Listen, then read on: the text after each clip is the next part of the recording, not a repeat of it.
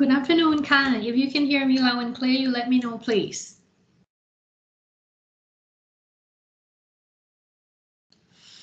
Okay, welcome back from the midterm week. So today we are having our class 8 together. So as I have already mentioned in the Facebook group, today we will learn about chapter 5, which is the property, plant and equipment. So you may wonder why I jumped to chapter 5. There's actually a reason. I know that last week you're taking midterm exams. And you must be tired, right? Over, the reading, the exams and everything. So I think the chapter after midterm exam should be easy and straightforward chapter.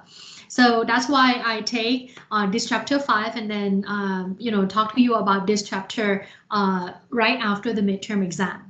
So if you look at the chapter 5, which is about the property, plant and equipment, half of the chapter are things that you know already before the midterm exam. So you know half of the chapter already. You get to learn only like half of the chapter that are new things, right? So the first half of the chapter would be the recap of things that you have already know about, right, before the midterm. And then for the second half of the session today, that would be the new things that I will talk to you about. Okay, so that's the reason why, in case that you are like wondering why, Ajahn, you jumped to chapter 5, why would there be any specific reason? And that is my reason. Hopefully that hope that you agree with my decision, so that you don't have to like learn about like difficult things right after the midterm exam. Okay. All right. So if you are ready, then we can start out this chapter 5.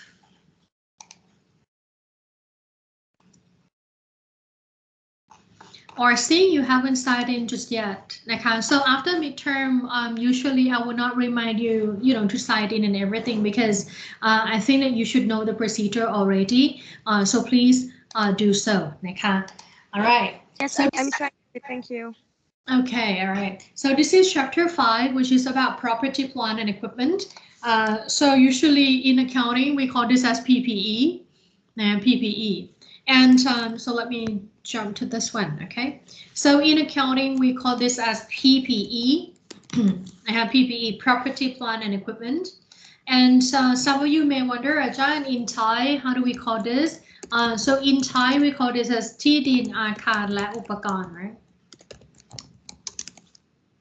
So the property, plant and equipment, or in Thai, ที่ดินอาคารและอุปกรณ์, right, is governed by TAS number 16, which is the accounting standard number 16. And what are the characteristics of the PPE? The characteristic of the PPE are, first of all, it must be tangible. So what do we mean by this term tangible? It means that, the property, plant and equipment must have physical substance, right? Things that you can touch, right? It's touchable, it's things with a physical substance. And then next, you have it for use, okay? So you have all these assets for use. You may use it in the operation, you may use it in the production, you may use it for rental purposes, or you may use it for some other administrative purposes, right? But basically, you have all these assets for use, okay? Now, the life must be longer than one period, right? The life here must be longer than one period. So here I would say useful life is greater than one period, or 1 year, let's say, okay, 1 year. So given this, right, you know that the property, plant and equipment is actually the asset, right? Property, plant and equipment is actually the asset. So to be specific, this is non-current asset because the life is longer than 1 year. So, this is the characteristic of the property, plant and equipment. They must be tangible. You have them for use, and the life is longer than 1 year. So that's why you would classify this property, plant and equipment as part of the non-current asset, on the statement of financial position. Okay, and over here I have listed some of the examples for you. So here we can have land, building, factory, machine, and vehicles, right? So these are the examples that I have listed for you. So can you think of any other things that we can add on to this, the list of example?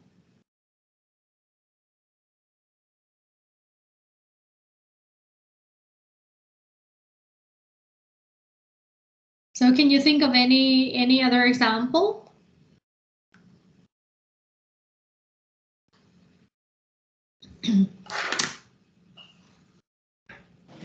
Computer ครับ The computer โอ้ยขอโทษค่ะ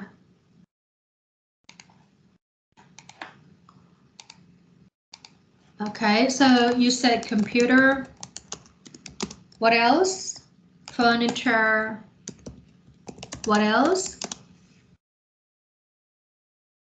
Land is here already, Dylan.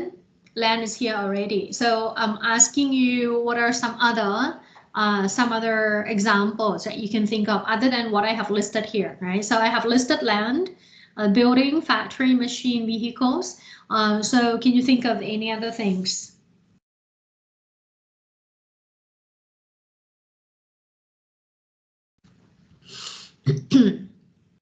Any other things that you can think of for the example of this property, plant, and equipment?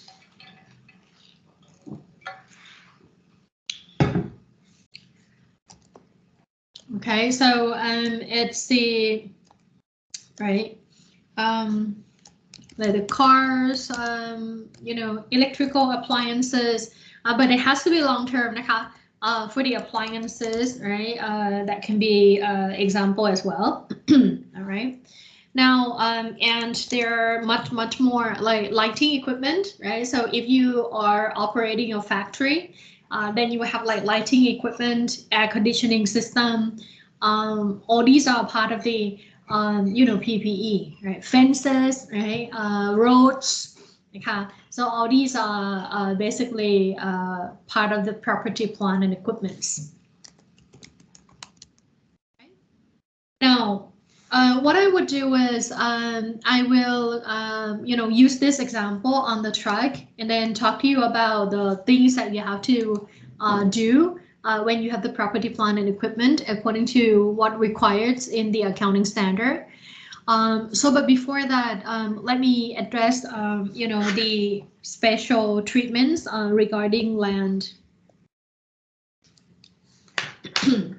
So let me put it this way. If you have PPE other than land, right? So let's say except for land, the PPE except for land must be depreciated. So the PPE except for land must be depreciated through the use. Meaning that when you are using the machine, when I'm using the building, when I'm using the truck, the car, the furniture, whatever the case is, when you are using them, then you must charge depreciation, okay? But for land, right, the land is not depreciated, right? So let's just say no depreciation is charged for land, right? No depreciation is charged land, because land has indefinite useful life. So you know, when you have the PPE, you have to charge depreciation, right? When you are using them, except only for land. So the land has no depreciation due to the fact that the land has indefinite useful life, meaning that the land has unlimited life, right? Unlimited life. So we don't really need to charge any depreciation on the land. So please take note on this, please. After you finish taking notes on this, then I will talk about the example on the truck, which is part of the property, plant, and equipment. All right. Jessica, I have just finished with the midterm exam yesterday ค่ะนะคะ I taught for this semester I teach many different courses and the last subject that I have to write exam on is yesterday นะคะ so I have not started out grading the exam just yet. Okay, because I have exams on Monday, I have exams on Tuesday, I have exam on Wednesday, on Friday, and on Sunday, and this coming Wednesday, right? So there will be like a lot of exams that I have to write during the past week. And so that's why I haven't started grading the exam for you just yet. But you will get to know the result before the add drop period. No add drop, it's before the drop W period, and that is March 14. So you get to know the result so that you can make decision whether you want to withdraw from the course on March the 14th. So I'll try my best to finish up with the grading before that time.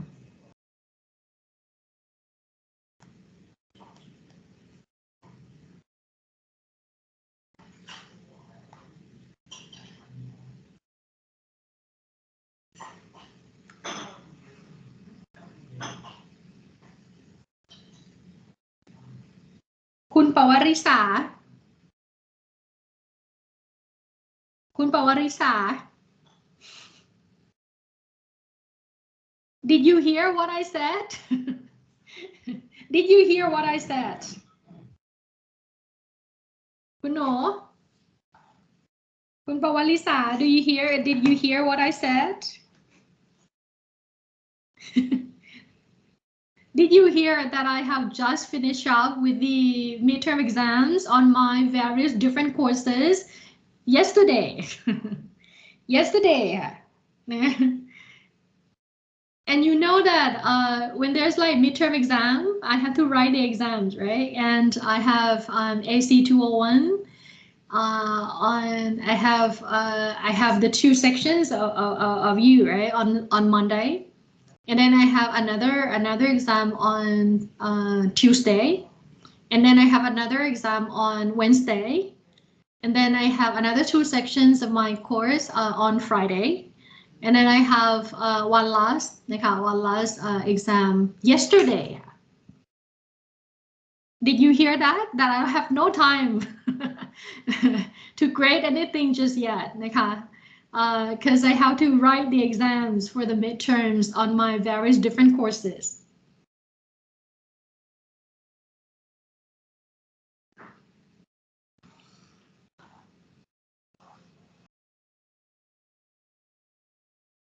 Are you in a hurry?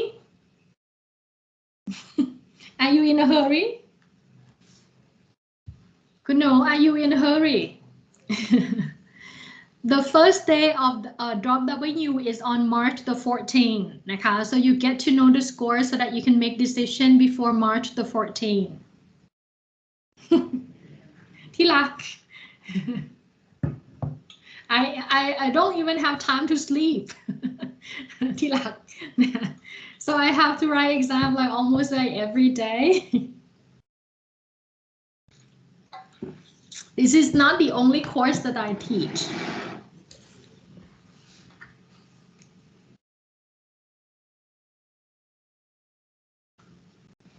All right, so have you finished out with this?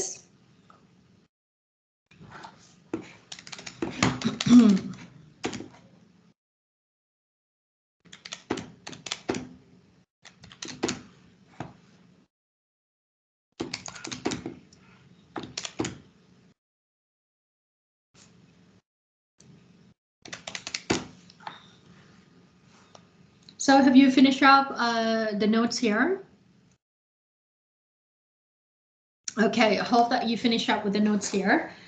So like I said, I will be using the information on this truck, and then I will follow through, you know, the topics that I want to talk about using this truck example.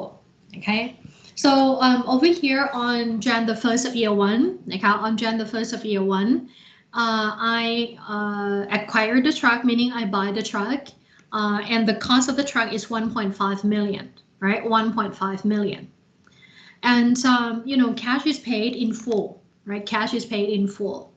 So my question to you is, on that Jan the 1st of year 1, when I buy the truck and I get the truck with the cost of 1.5 million, how should I record the transaction?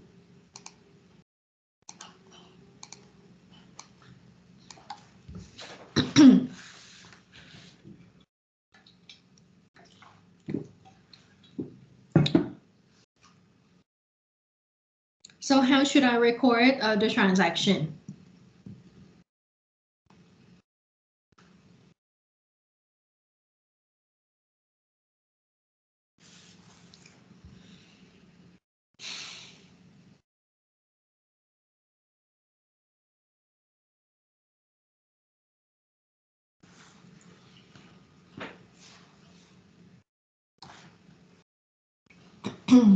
All right, so over here, right, when you buy the truck and you pay cash right away, right, the entry that you have to record wouldn't be debit to the truck and credit to cash, right? Debit to the truck, credit to cash.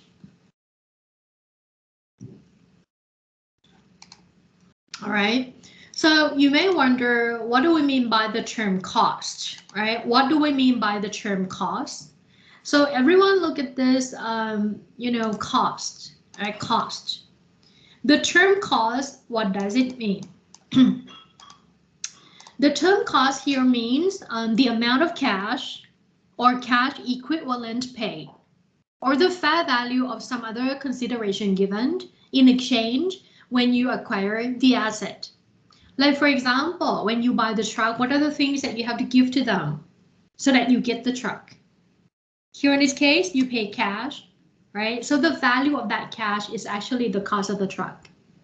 In some other cases, you may give them some other things, like you may give them your shares, you may give them the inventory in exchange, you may give them the land, right, in exchange for that particular truck, right? So over here, the cost would then be the amount of cash or cash equivalents or fair value of some other things that you give to them, right, in exchange for that asset that you buy.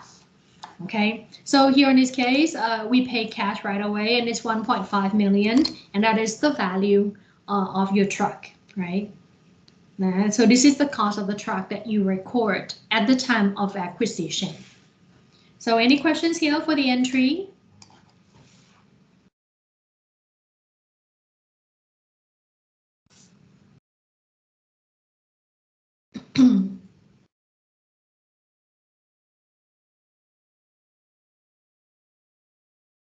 All right, so if you don't have any questions, then let me move it out. After you buy the truck, what are the things that you have to do with that particular truck? After you buy the truck, you have to estimate what we call the useful life of the truck, right? How long do you expect to use the truck for, right? So let's say that you think that you'll be using the truck for 5 years, right? You think that you will be using the truck for 5 years. That 5 years is the useful life, right, of the truck, right? The 5 years over here, okay, is the number of periods that you think you'll be using the truck. Okay, so that's 5 years is your useful life. There is actually another way that you can estimate a useful life, and that is what we call the number of production units, right? So this is in terms of level of usage. So when you buy the truck, you can estimate a useful life of the truck in terms of the number of years, or else you can use the number of kilometers, right? Either way, they are useful life. So the term useful life, and the term useful life is actually, the term useful life is actually, can be, number of years or the number of production units. Like, for example, for the truck, right, you can measure the number of kilometers driven. Okay, so for here you have 5 years estimated useful life or 275,000 kilometers estimated useful life. So over here, you see the term expected, right? Expected. Okay. So you should know that the useful life is actually estimated. So this is accounting estimates. And this is also accounting estimates, right? But for the cost, this is actual number. Okay, so the cost is actual number. Useful life, there are estimates. Okay, so you think that you'll be using the truck for 5 years. You think that you will be using the truck for 275,000 kilometers. So these two pieces of information is actually the accounting estimates.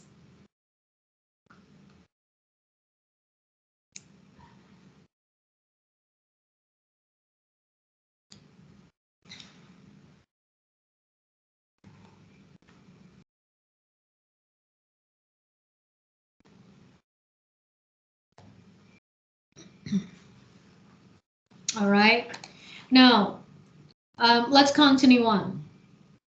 Let's say that you buy the truck, all right? Let's say that you buy the truck and then you think that you will be using the truck for 5 years or 275,000 kilometers. So my question to you is, after the useful life ends, right? So let's say after 5 years or after 275,000 kilometers, you don't really want to use the truck any longer after that. So my question is, what should you do with the old truck? After 5 years, after 275,000 kilometers, you don't really expect to continue using the truck any longer after that, right? So what should you do with that particular old truck? So over here, all right, so if you don't really want to use the truck any longer, why would you keep it, right? So over here, you should sell it off, right? You should sell it off. So you should sell it off. And the amount that you expect to get if you sell it off is what I call the residual value. So over here, let's say that I assume that the residual value is 300,000. 300,000, all right? So how do we define the term residual value? Now, residual value. The term residual value is the amount of money that you expect to get at the end of the useful life, right? Like for example, if you have been using the truck for 5 years already, if you sell it off in the market, what is the amount that you expect to get? You may wonder, how do we get this information, which is also the accounting estimates. Okay, so this is also the accounting estimate. So you may wonder, how do we know that it's 300,000? How do you know, right? You have to check the market price for the second-handed truck. Let's say that you have like Toyota truck, right? So you check the price for a 5-year-old Toyota truck in the market. How much is it right now, right? So over here, we estimated that we're gonna get back 300,000 baht. Now, you know the cost of the truck. Let me go back to this, right? So you know the cost of the truck and it's 1.5 million. And then if you keep on using the truck for 5 years or 275,000 kilometers, you think that you can get back 300,000 baht if you sell off the old truck to somebody else at the end of the useful life. So my question to you is, how much is the total depreciation that you can charge over this truck? You start buying the truck, right? And then you pay 1.5 million. After you have been using the truck until the end of the useful life, you think that you're gonna get back 300,000 baht if you sell off the old truck to some others, right? At the end of the useful life. So my question to you is, how much is the total depreciation? How much is the total depreciation? How do we do the calculation for that number?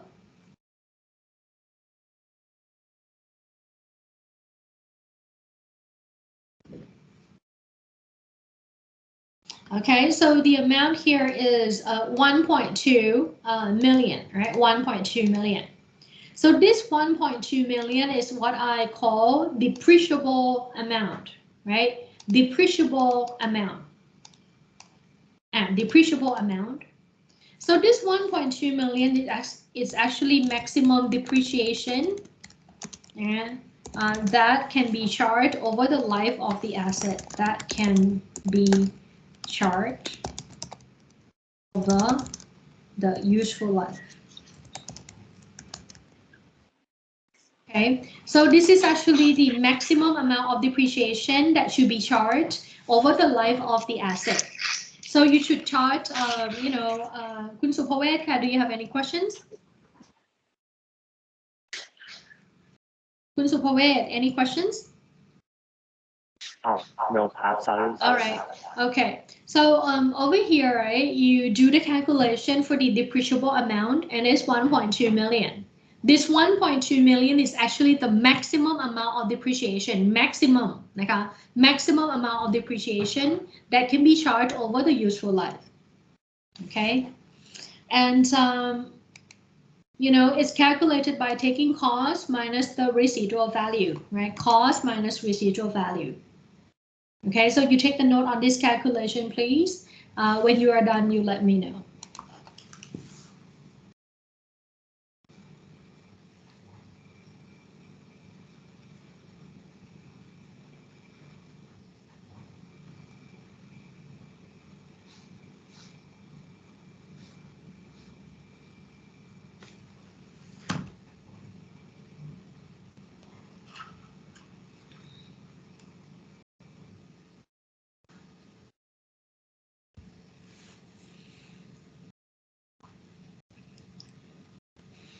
All right, now let's take a look at this 1.2 million. Everyone, 1.2 million. Okay, and now 1.2 million over here. All right, 1.2 million. So what I would do with the 1.2 million is that I would take the 1.2 million to here. Okay, 1.2 million. So let me take it to here. I have already calculated the depreciable amount, and it's 1.2 million. Hope that you agree. So the question here is, if the depreciable amount is 1.2 million, how should I allocate it to be depreciation of year 1, to be depreciation of year 2, to be depreciation of year 3, to be depreciation of year 4, and to be depreciation of year 5, right? So that's the issue here. How should I allocate the 1.2 million to be depreciation of year 1, of year 2, of year 3, of year 4, and of year 5, right? So that's the issue at hand. How should we allocate the 1.2 million to be depreciation of year 1, year 2, year 3, year 4, and then year 5? So over here, right, you get the term depreciation, right? Depreciation. So what does it mean by the term depreciation? Over here, it is defined as systematic allocation, right? So it has to be systematic allocation. So over here, right, it has to be systematic allocation.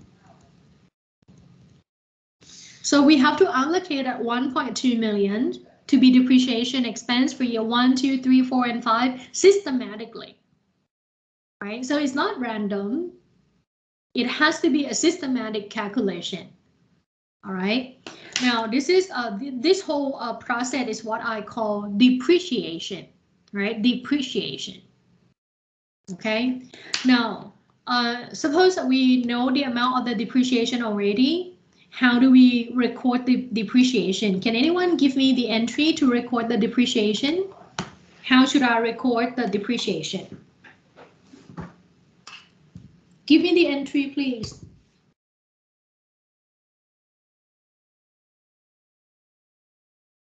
Give me the entry, please.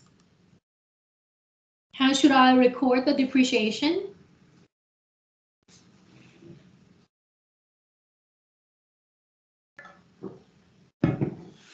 All right. So you learned this, right, from before midterm exam, am I right? You learn about this from before the midterm exam. So this is how you record the depreciation, okay? So the issue at hand would then be how to do this calculation, right? How much is it? So how much is it, right?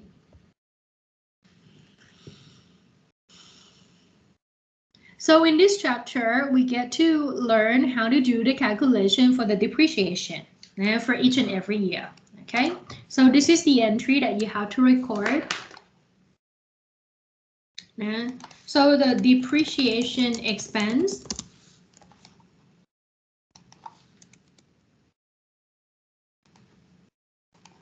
depreciation expense is recorded in the adjusting entry process. Okay, so the depreciation is recorded in the adjusting entry, let's say at period M. Okay, and the entry would be debit to the depreciation expense and then credit to the accumulated depreciation. Okay, we learned about this since before the midterm.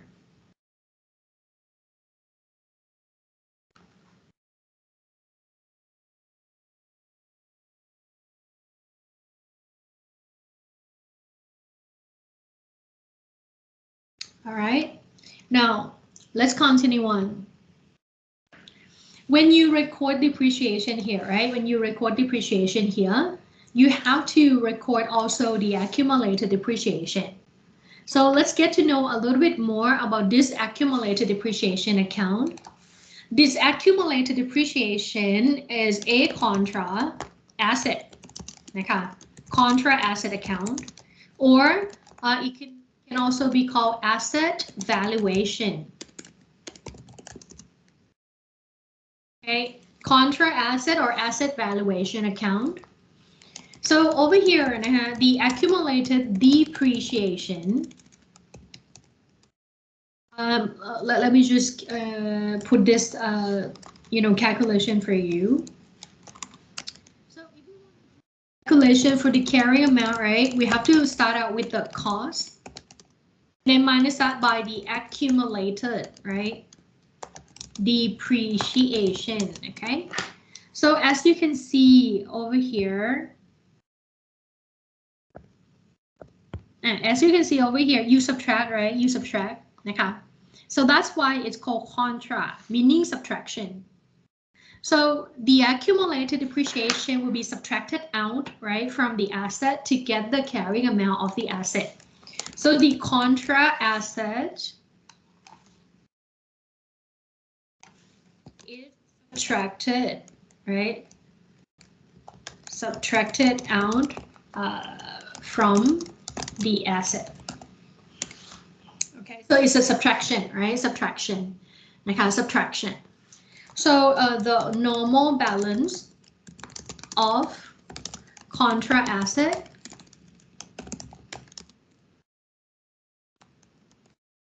is on which side? The normal balance of the contra asset, where would that be? It would be on the credit, right, side, okay, which is the opposite of the asset, right, which is the opposite of the asset.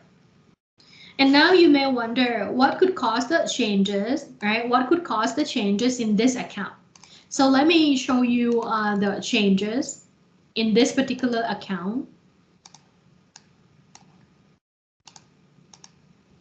So what can cause the changes in this accumulated depreciation account?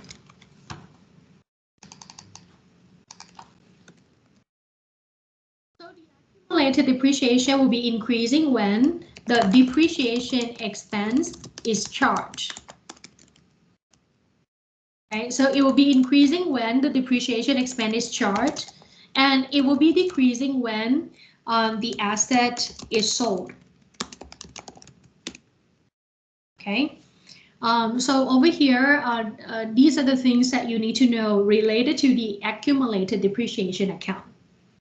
So you take the note here, please, and then I will continue on explaining you for more.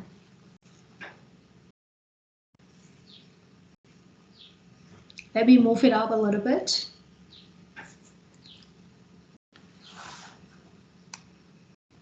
So over here, right, I raised the issue of how should I allocate the 1.2 million to be depreciation of year 1, 2, 3, 4, and 5, right? I want to let you know that there are many different options, right? There are many different options. The first one is what we call the straight line method, right? Straight line method. So this is, you know, the ones that you have learned before midterm. Okay, you learn about this already, straight line, right? And then today you get to learn about the double declining balance, sum of the year digits, and the units of production as well. Okay, so you know about this first method already. Okay, and then today you get to learn more. Okay. So the straight line is discussed before midterm, and then double declining balance, sum of the year digits, and also units of production will be discussed today. All right, so you take the notes here, please. Whenever you are done with the notes, you let me know.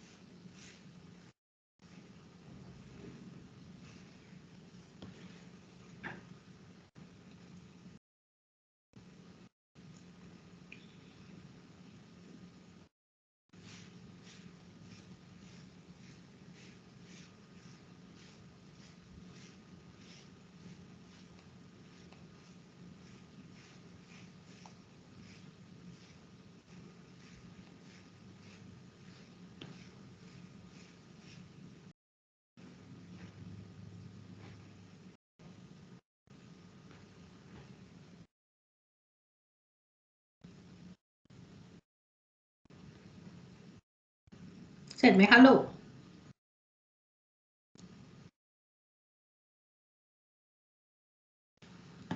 Okay, so if you finish with the notes here, then let me continue on with the calculation of the carrying amount. All right, so let me reduce the size a little bit. So this is the calculation of the carrying amount of the asset. The carrying amount can also be called book value, right? Book value. So over here, I'm starting out with the cost, right, of the truck, 1.5 million. Okay, so this is how I start the calculation. Okay, cost 1.5 million.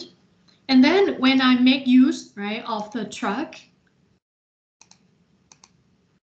Okay, so when I make use of the truck, I would then charge more and more and more and more of the depreciation, which means that the accumulated depreciation will keep mounting up, right, increasing, increasing, and increasing. And since I take it off, right, since I take it off from the asset, what will happen to the asset value? The asset value would then be reducing, reducing, reducing, and reducing, right? It will be less and less and less throughout the life of this particular asset. Okay, and in fact, you may have what I called allowance for impairment of asset as well. Okay, allowance for the impairment of the asset. So this allowance, which is part of the TAS 36, okay, impairment of asset, is actually under the scope of AC 311.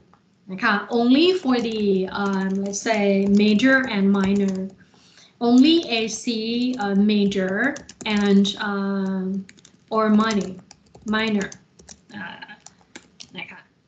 So this AC 311 would be the course for AC major or AC minor. So we get to learn that in AC 311, which means that you know, in this AC 201, we will just assume that there's no allowance for the impairment. So here in AC 201, okay, assume that there is no impairment. Okay, so let's just assume that there's no impairment of asset here in AC 201. Okay, meaning that you will not be tested on this, okay, because it's so complicated and it's not the scope of this AC 201. Okay, so over here, let's get to know the calculation of this carrying amount in AC 201. Okay, so in AC 201, if I ask you to calculate the carrying amount, right, you just take the cost minus that by the accumulated depreciation. Okay, let's just assume that there's no allowance for the impairment of the asset. Okay, now when you look at the amount reported, right, on the statement of financial position, you would have to do the calculation for the net amount, right? And this net amount is actually the carrying amount of the asset. Okay. And depreciation expense must be recorded when you are using, right, the asset. Okay, so depreciation expense will be determined when you use the asset. So at the end of every period, as part of the adjusting entries, you have to record depreciation, depreciation, depreciation at the end of the period. All right, so let me move it up a little bit. So over here, for the impairment, okay, you are not responsible for this in AC 201, okay?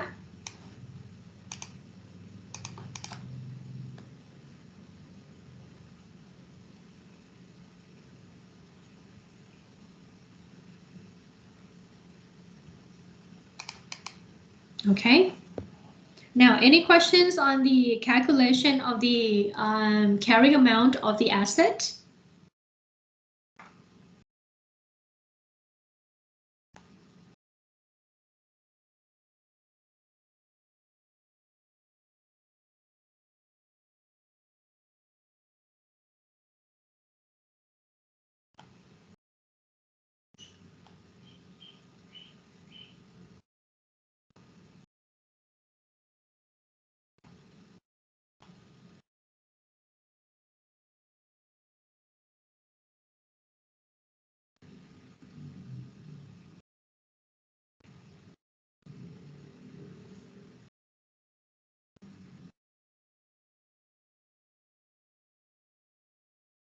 All right, so hope that you finished up with the notes here. Now, let's take a look at the information given one more time, right? So on Jan the 1st of year 1, the company acquired the truck at a cost of 1.5 million, and the residual value is estimated to be 300,000. The useful life is estimated to be 5 years or 275,000 kilometers. And over here, you get to see the actual number of kilometers driven during year 1, year 2, year 3, year 4, year 5 as well, right? So this is actually actual number of usage, right? So in year number 1, we are using 70,000 kilometers, and year 2, 65,000 kilometers, year 3, 52,000 kilometers, year 4, 48,000 kilometers, year 5, 40,000 kilometers, right? So this is the information given. So any questions on the information given?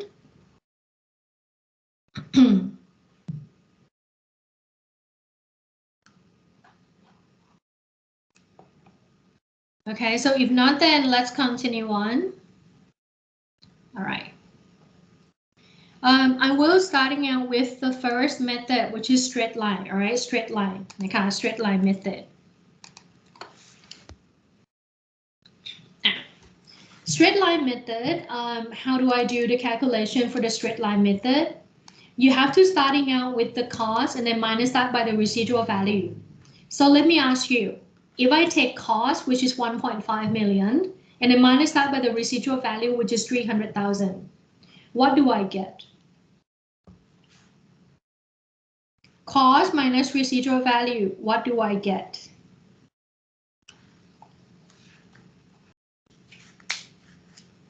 Cost minus residual value ไม่ใช่ครับ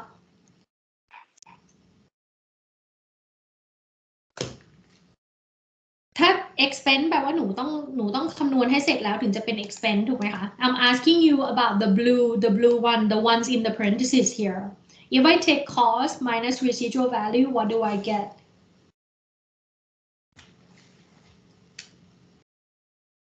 Cost minus อะไรนะคะ just depreciation เฉยๆครับไม่ใช่ expense ไม่ใช่ครับ ย้อนกลับไป Payable amount ค่ะ so if I take ย้อนกลับไปไม่ใช่ where is it ตรงนี้ so if I take ไปไหนงง okay so if I take cost, right, minus the residual value, what do I have here? How do I call it? depreciable amount ใช่ค่ะso I would have here depreciable amount. So if I take cost minus that by the residual value, what I will get is the depreciable amount, right? So cost minus residual value, it would be just the same thing as the depreciable amount. Okay. Now, after I get the depreciable amount, then I would have to average out, right, over the life of the asset. So I have to divide this by the useful life. So if I divided this whole thing by the useful life, would it be just the same as multiply by 1 over useful life? Are they the same? Divided by useful life and multiply by 1 over useful life. Are they the same thing?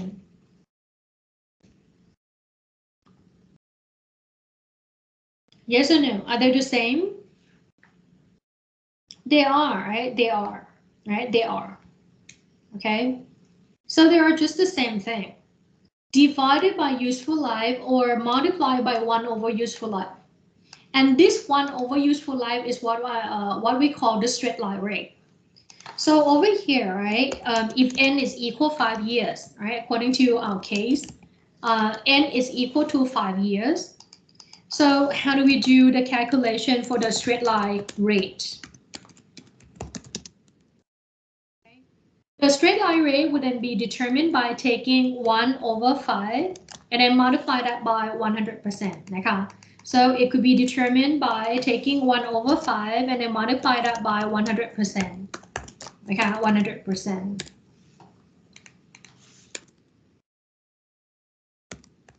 Okay, 1/5 multiplied by 100%, or I can do it even easier. I can take 100% and then divide it up by 5. It will be just the same thing, right? So over here, the straight line rate would then be 20%, right? 20%. Okay, so if you look at the calculation, how would you draw this graph? So this graph is depreciation, right? Depreciation over year 1, year 2, year 3, year 4, year 5, right? So what's going to be the pattern of this depreciation? What do you think? What do you think will be the pattern of this depreciation?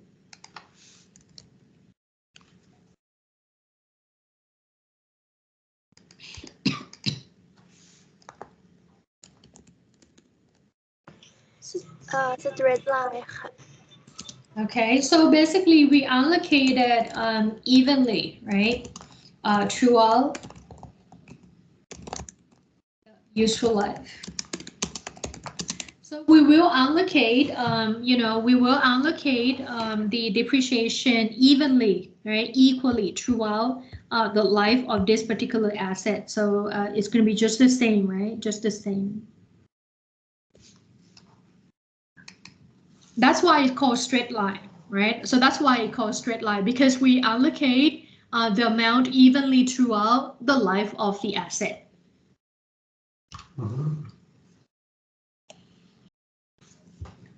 All right. Now, how do I do the calculation if I am using the straight line, the straight line? Okay. So let's take a look at the calculation using the straight line. How do I start out my calculation? I would have to starting out the calculation with 1.5 million, right? 1.5 million, which is the asset cost, right? So that's how I start. And then for the calculation, right? For the calculation, I'm starting out with 1.5 million minus 300,000. So what I have as a result of that calculation is the depreciable amount, which is 1.2 million. And then I divide it up by 5 years, or I multiply that by 20% straight line rate. I will get the very same number, right? So either way, I would get the very same number. So in Excel, if I want to use the Excel, I can take 1.5 million, okay, and then minus that by 300,000, and then divide it up by 5. I wouldn't get 240,000. Or I can do the calculation using another formulas. 1.2 million and then multiply by 20%. Okay, so either way, I get the very same number. Either way. And if you are using straight line, right? Straight line. So if you are using the straight line, method, straight line, as you have already mentioned, the depreciation will be a constant number, equal depreciation for each and every year. So I don't have to do the calculation again in year 2, year 3, year 4, year 5, because I know that the amount will be just the same, right? Because I know that the amount will be just the same. So I don't have to like recalculate. Okay, I use the same amount every year, right? Since the pattern is just like a straight line, equal depreciation for each and every period. Now, how do I determine the accumulated depreciation? So as the name suggests, this is accumulated. So the more you chart, the more will be accumulated. Okay, so how do I do the calculation? I take equal sign, right?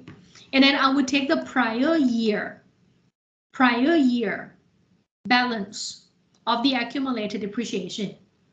And then I would add this year depreciation. Okay, I take the prior year balance and then add the current year depreciation. And then actually I have Excel, right? So I can just copy it out like that.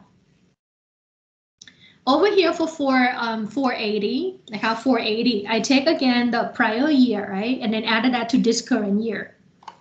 Do this. You again take the prior year balance and then add the current year balance here. นะคะ take the prior year add the current year take the prior year add the current year, right? So this is what you have to do when you want to do the calculation for the accumulated depreciation. So as you can see over here, if you keep on using the asset, keep on using the asset, keep on using the asset, the amount of the depreciation would then keep accumulating. So it's going to be more and more and more and more. And what happened to the carrying amount of your asset then?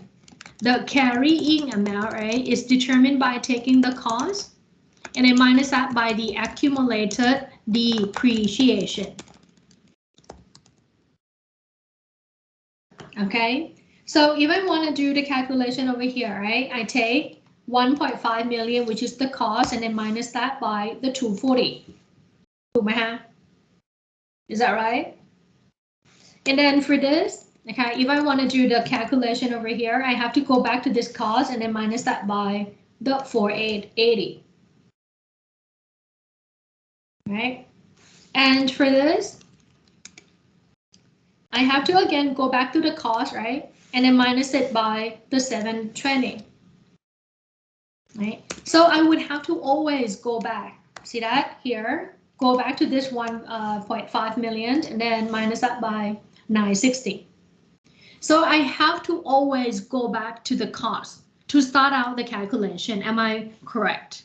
According to the formulas right here, okay, I have to go back to this cost. When I want to do the calculation for the carrying amount, refer back to cost and then subtract the accumulated depreciation, refer back to cost and then subtract the accumulated depreciation. Okay, so that's how I will do the calculation. So you may wonder, Ajahn, if that's the case, then how do you put in the formulas in Excel? All right, so let me put in the formulas in Excel here for you. You take 1.5 million, which is the cost. This is actually in G221, right? G221. So what does it mean by G221? Look at this, please. This is column G. You see that? Column G. And 221 is this one, right? 221, okay? So the cost is in column G, right? Cost is in column G, row 221. So you want the calculation to refer back to this amount always. Refer back to the cost, refer back to the cost, refer back to the cost. That is what you want. So how do you put in the formulas in Excel so that you can refer back your calculation to the original cost? What you need to do is you need to press function 4, F4 นะคะ function 4. So you press F4. See that? One more time, one more time. So over here you have G221, right? G221. If you want Excel to fix the sale value for you, then you press F4, function 4 นะคะ you press F4. So if you press F4, you get $sign in front of G. So it means that the column G would be fixed. It will not going anywhere. It will be fixed at column G. And over here, right, you have $sign in front of 221. It means that the row 221 will be fixed as well. It will not going anywhere. Okay, and then after that, you minus that by the accumulated depreciation. All right, so G221 F4, and then minus that by the accumulated depreciation. Now, if I copy down the formulas, then it's going to be correct. Look at this, please. 1.5 million minus 240. 1.5 million minus 480. 1.5 million minus 720. 1.5 million minus 960. Right? And then 1.5 million minus 1.2 million. See that? So for all these calculations, right? All these calculations, the calculation will be starting out with the cost always.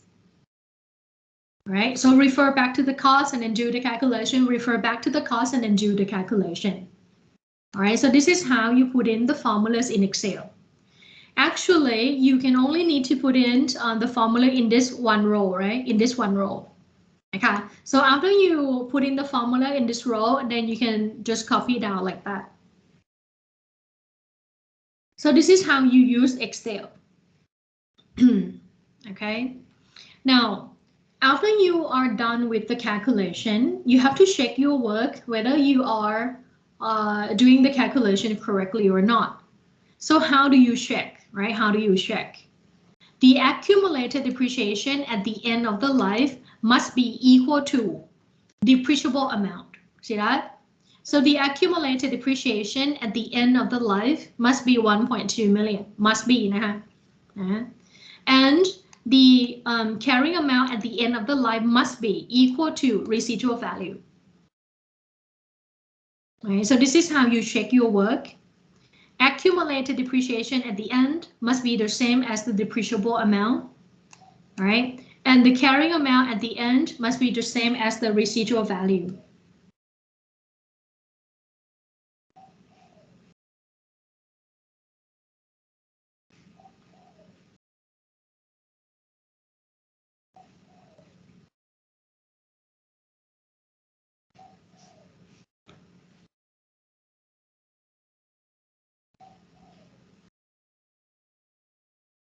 Okay, so if you finish up with the notes here, you have to let me know so that I can show you the calculation using the simple calculator.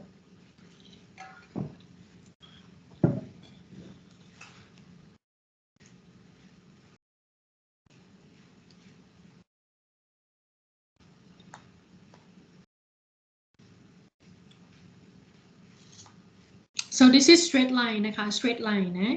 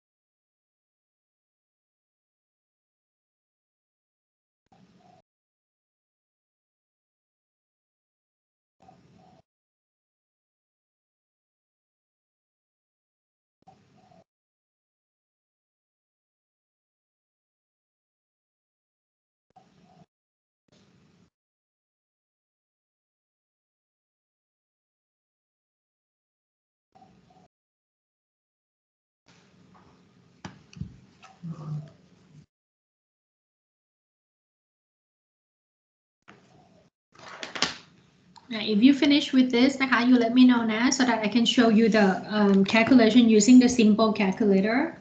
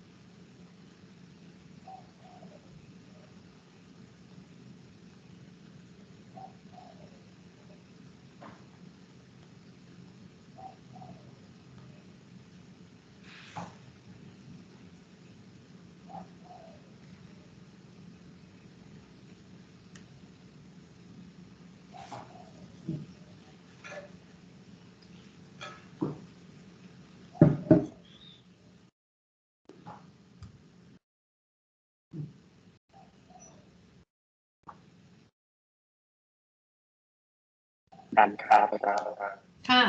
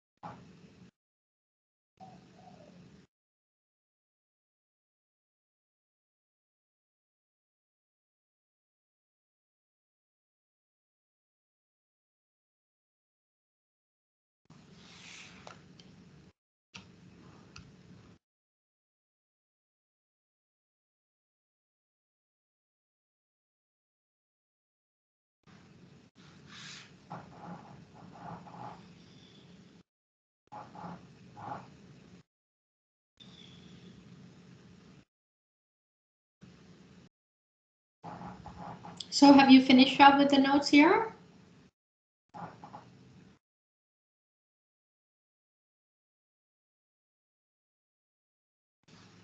Yes.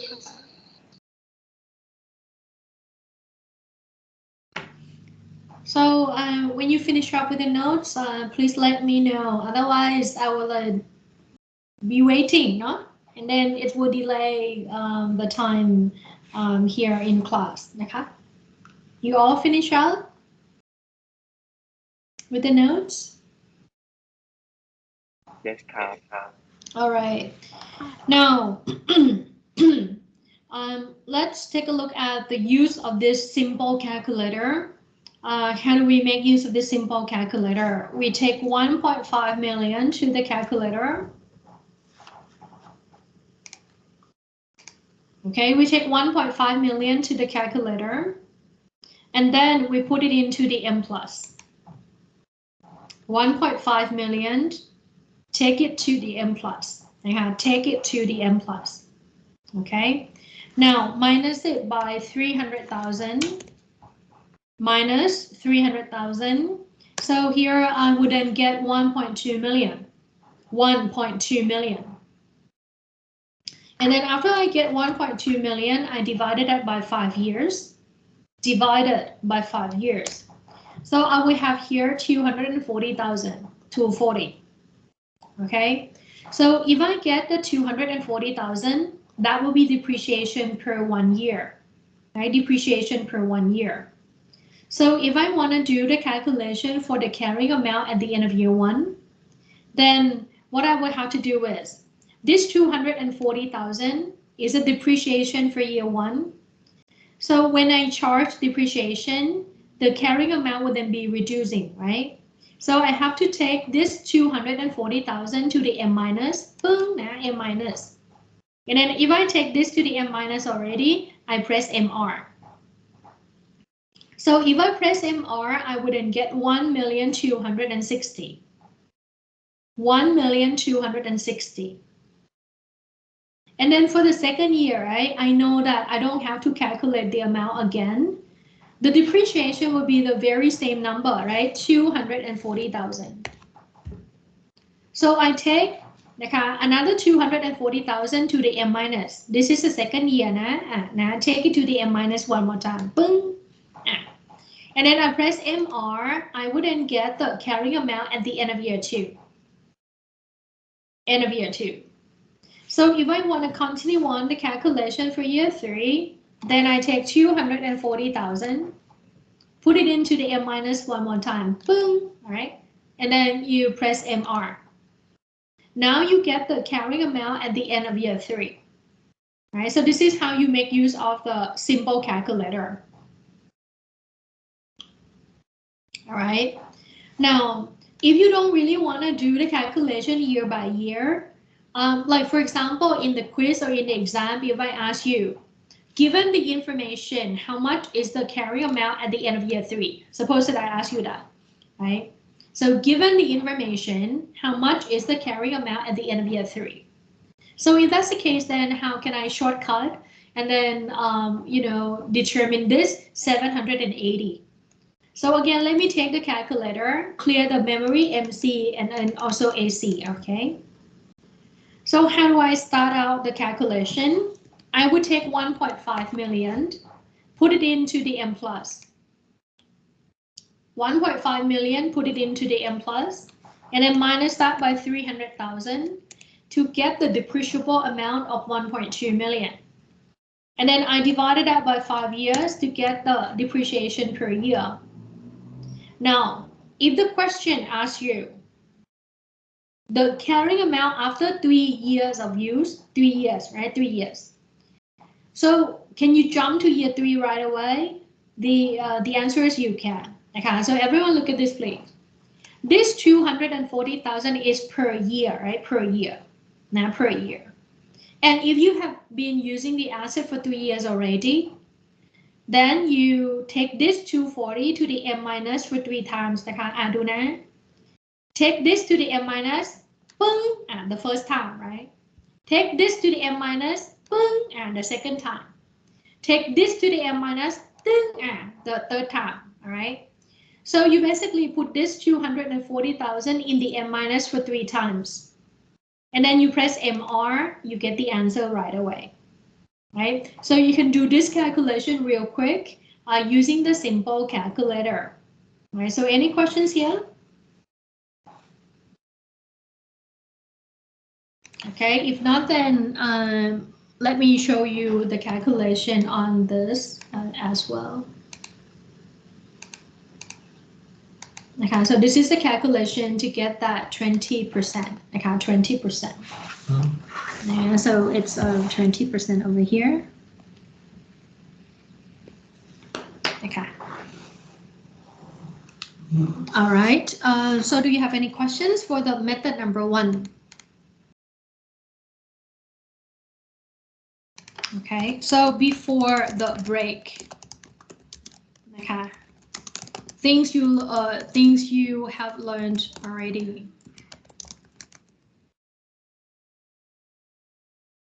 So up until now, there's no new things, right? You get to learn about the straight line method already, right? Before midterm, you get to learn how to record the acquisition of the asset, how to record the depreciation already, right? So before the break, you learn, these are the things that you know already. Okay. So after the break, then there will be new things. Okay. So right now, take the break. Be back at 2:30, let's say.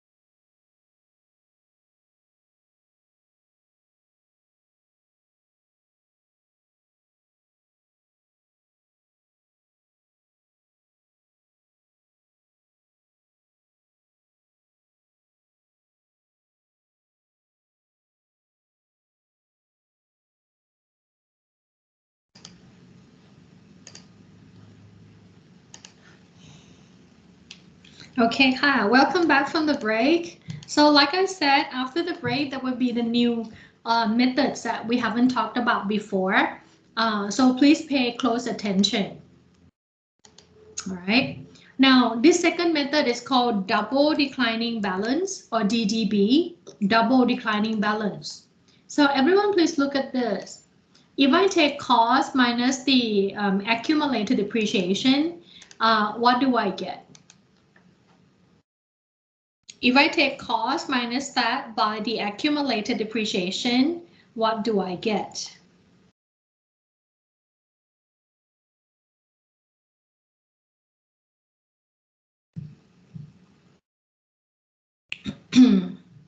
So if I take cost minus the accumulated depreciation,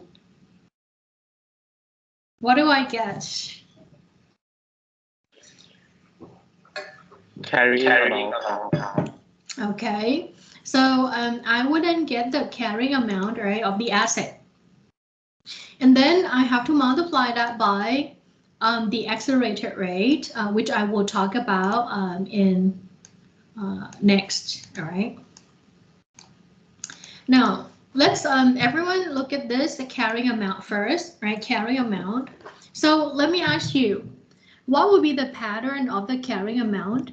Would it be increasing pattern or decreasing pattern?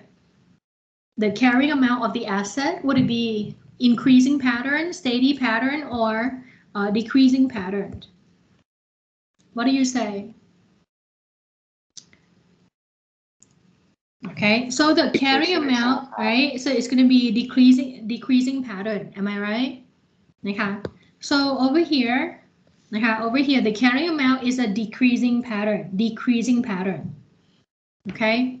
So that's why if you are using the carrying amount in this calculation, the pattern of the depreciation will be decreasing pattern as well. Okay, decreasing pattern. So you're going to have this.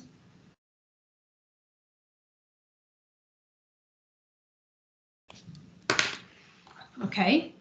So it's the declining pattern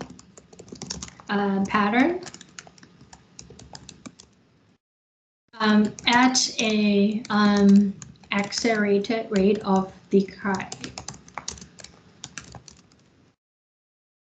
Okay, so it is a declining pattern at an accelerated rate of decline. So you have to know how to do the calculation for the accelerated rate. Okay, so let's say that the end is equal 5 years. Okay, n equal 5. The straight line rate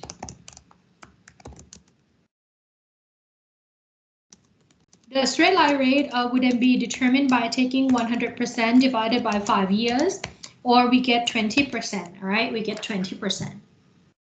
So how do we do the calculation for the accelerated rate?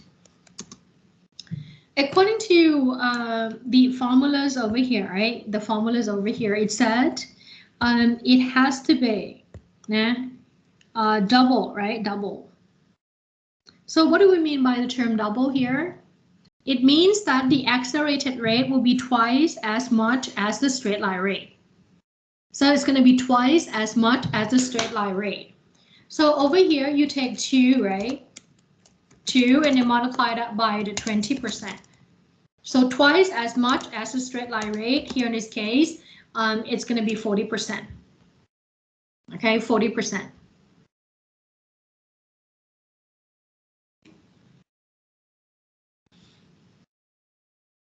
So the calculation here would then be carrying amount multiplied by the accelerated rate, which is twice as much as the straight line rate. Here in this case, if the useful life is for 5 years, then the straight line rate will be 20% and the accelerated rate will then be 40%. So any questions here for the calculation of the accelerated rate?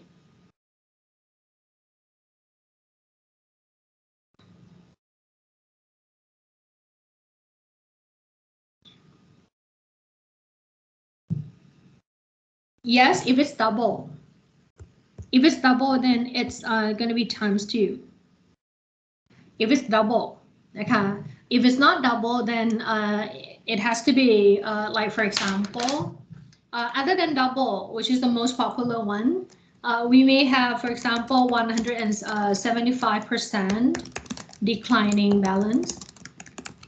So if that's the case, then it's going to be 1.75 times multiplied by the straight line rate, right? So it depends, but usually, the company will be using double. Okay, so if it's double, then it has to be twice as much.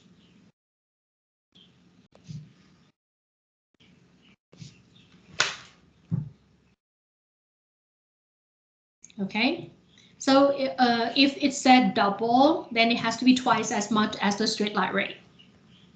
But if we say something else like 175% declining balance, 150% declining balance, then you use 1.75 or 1.5 depending on cases. Okay, but this is the most popular one. Okay, we often see 175 or 150. Right, that is not popular at all.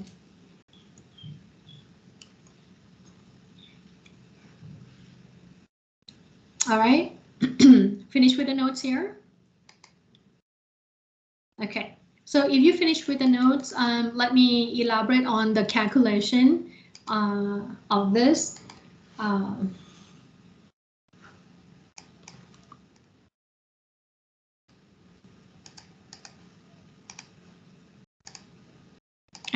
So how do we start with this calculation? Okay, we will be starting out with the cost. Right, we'll be starting out with the cost, which is 1.5 million. So this is the cost, right? At 1.5 million. So according to the formulas, okay, how do you do the calculation? You would take the 1.5 million, which is the cost, and then minus that by the accumulated depreciation, here in this case 0. And then you multiply that by the 40% rate. I have the 40% rate. So over here, how do I put in the formulas in Excel? I would then take the carrying amount, which is 1.5 million, and then multiply that by 40%. So over here, I would get 600,000. And over here, right, over here, I take the prior year balance of the accumulated depreciation, if any, and then add the current year depreciation. So if I sum up the prior year balance of the accumulated depreciation to the current year depreciation expense, then I get the accumulated depreciation. Okay, and then I have to do the calculation for this carrying amount. So let's recap on the formulas. How do I get the carrying amount, right, of the asset? I take cost minus the accumulated depreciation. Okay. So over here, I have to take the 1.5 million, which is at the column G, right? Column G, row 252. And then every time I do the calculation, I want the calculation to be starting out with the original cost. So I have to press F4. I have to fix the sale value, F4, nah? Function 4. So I press F4 to fix the sale value. And then I minus that by the 600,000 here. So this is, the carrying amount that I have at the end of year 2.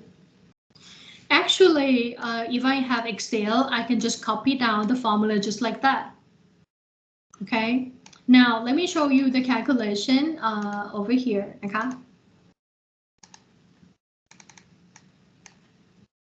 For year number 2, right? For year number 2, I starting out the 1.5 million, and then I minus that by the 600,000, which is the accumulated depreciation.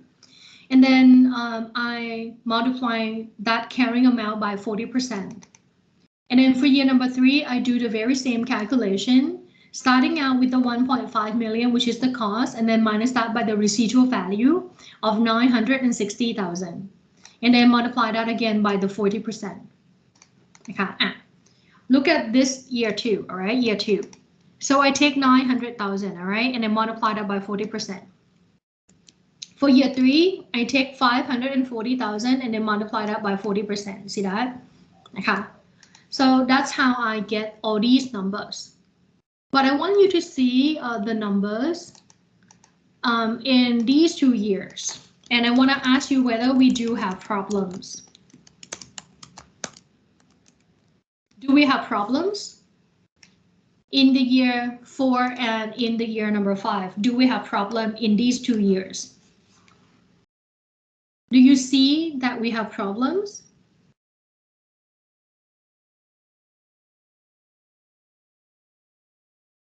Do you see that we have problem?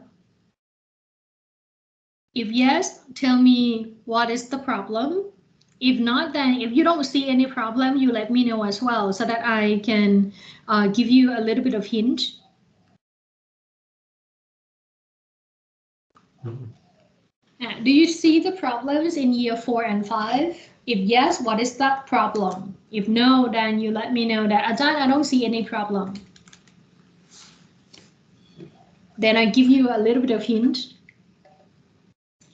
Maybe the carrying amount of both year is less than the residual amount. What else? Okay, very good. That is correct. And do you see any other problems?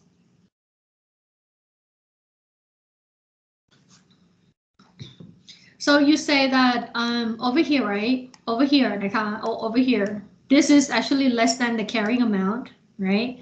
So do you see any other problem?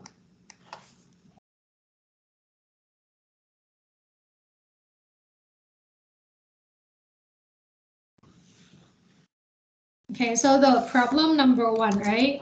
The carrying amount, right, at the end of useful life is less than, right, the residual value. Else that you can see? Accumulated depreciation is also higher than 1,200,000.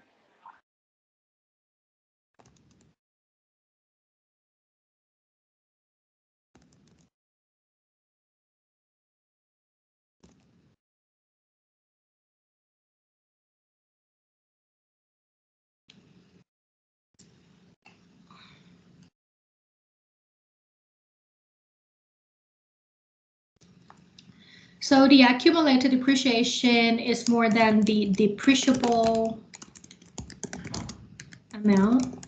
Okay, so we have 2 problems actually, right? We have 2 problems. Okay, so if you look at these problems in sum, right? In sum, okay, we basically overcharge depreciation, right? We overcharge depreciation, okay, which is not acceptable. So what is the maximum amount that we can charge over the life of the asset? Do you know? What is the maximum amount of depreciation that we can charge?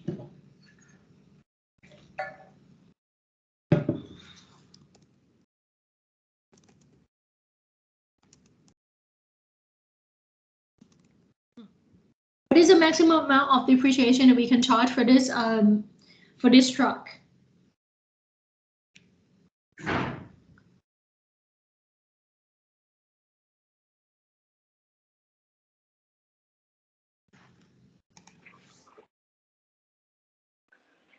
This is no more than 1,200,000.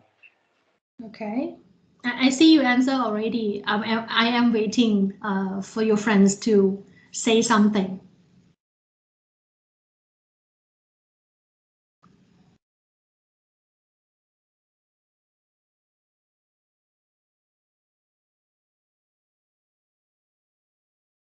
Okay, I can wait.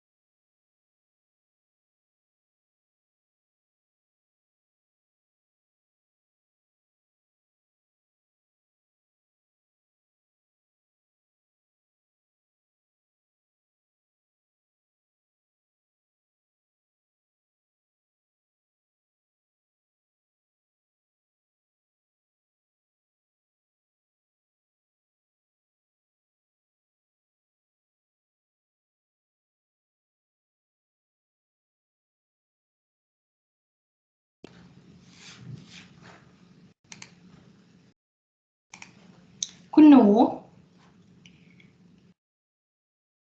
even though I said something like this, you still don't write anything, you still don't respond anything? Is it really? This is really what you want to do?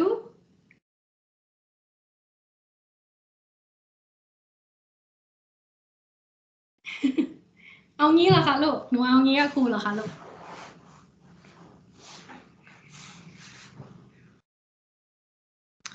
The thing is คุณหนู if you don't respond, then I don't know whether you follow.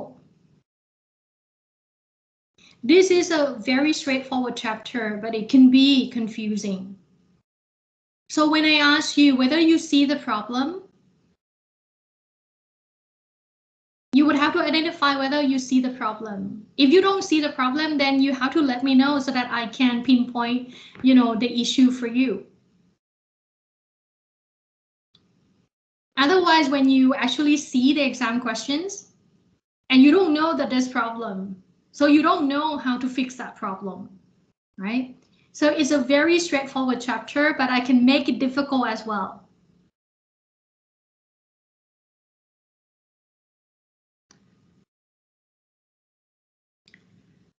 So even if I say no one respond, then it's only like Kun Thanakon, right? Thank you for your continuous support. And then Kun Hela, and then Kun Neri, and then now Kun Grong Kwan. Only 4 of you out of 30 students. Is that what you really want to do with me? เอางั้นเหรอคะลูก หนูเอางั้นเหรอคะลูก I just want to make sure that you follow, that you understand, right? So if you don't respond, there's no way that I would know. Because this is not in the classroom and I don't see your face. If I see your face, then I can read whether you understand or not, right? So if you do it like that, if you I can look at your gesture and your face and then I would understand, I would see whether you understand or not. But here I don't see you. That's why I have to keep asking you. And you have to keep answering my questions.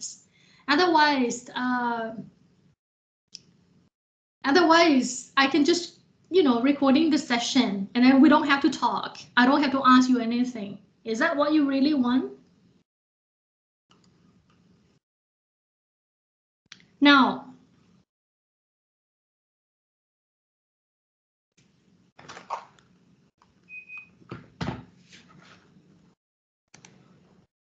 all right.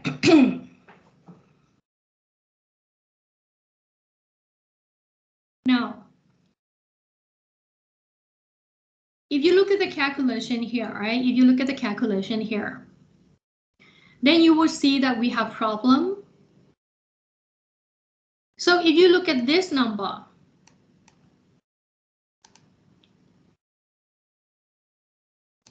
okay, so if you look at this number, you can see that the carrying amount here at the end of the useful life is less than the residual value, which is not okay, which is not correct. And if you look at these two numbers,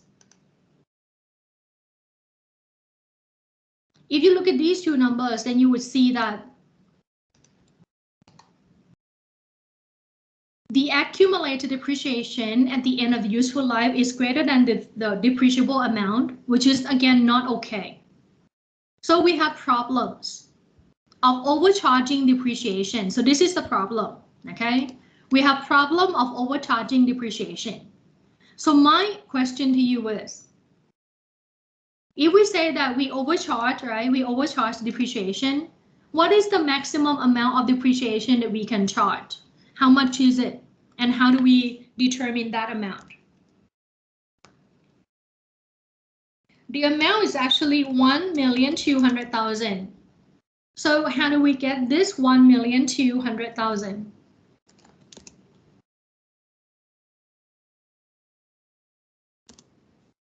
So what is this 1.2 million, the maximum amount of depreciation? Depreciable amount. Okay, so this is actually the depreciable amount, right? So when do we start having problem?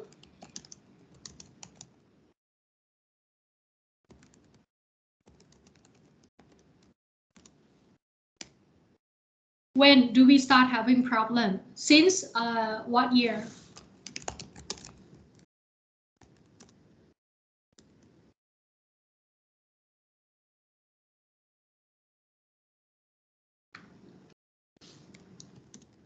So we start having this problem since year 4, right? So what we need to do is we need to fix the depreciation. Let's say we need to adjust.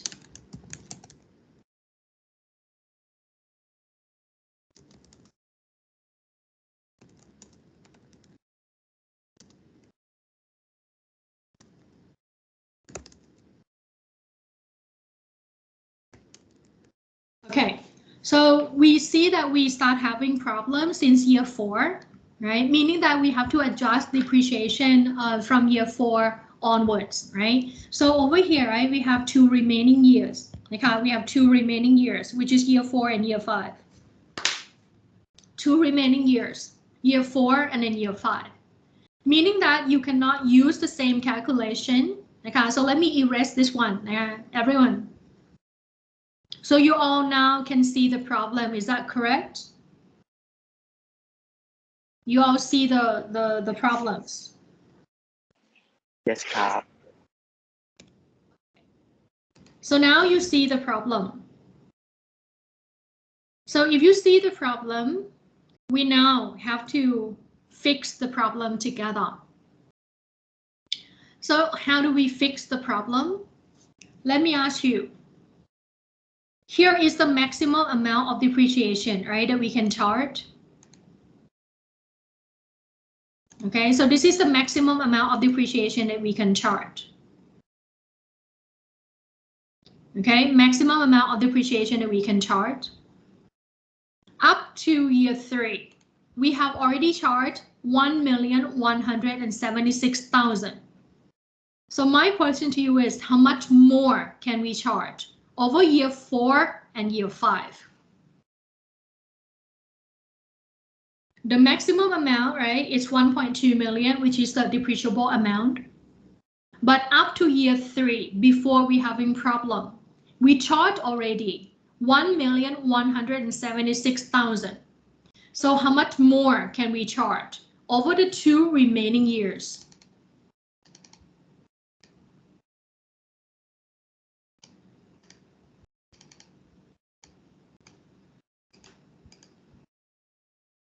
So we can charge 24,000 for more, right? 24,000 for more.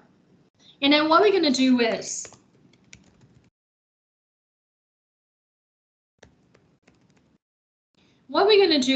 we will spread that out, the 24,000, we will spread that out over the 2 remaining years.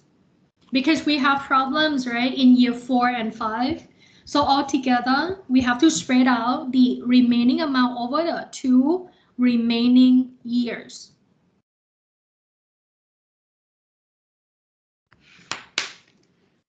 Okay, so for year number 1, it's going to be 12,000. Year number 2 is going to be 12,000. Spread that out over the 2 remaining years. And another way to do the calculation is,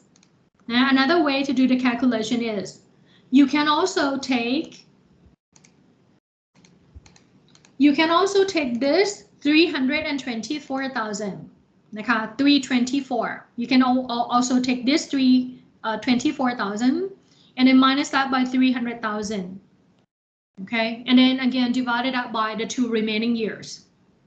After you make the adjustment to year 4 and 5, you will see that at the end of the life, the accumulated depreciation would then be equal to the depreciable amount, and the carrying amount would then be equal to the residual value. So it means that the problem is now solved, right? So this is how to solve the problem. Okay. So you have to make the adjustment for the 2 remaining years. so that you don't overcharge depreciation.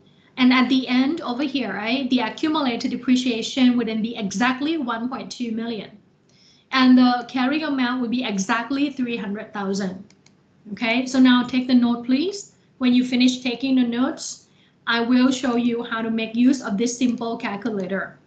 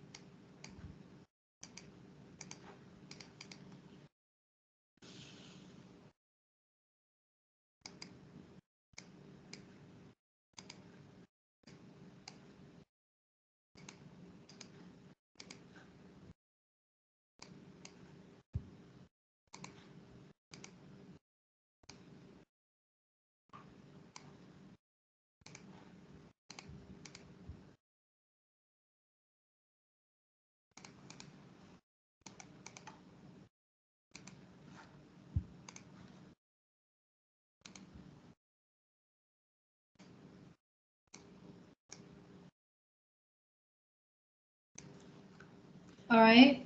Now, let me show you how to use the simple calculator. So the procedure would then be take the cost to the m plus and then multiply that by the rate. And then after you get the depreciation, you press m minus and then you press mr, right? So that's the, the procedure.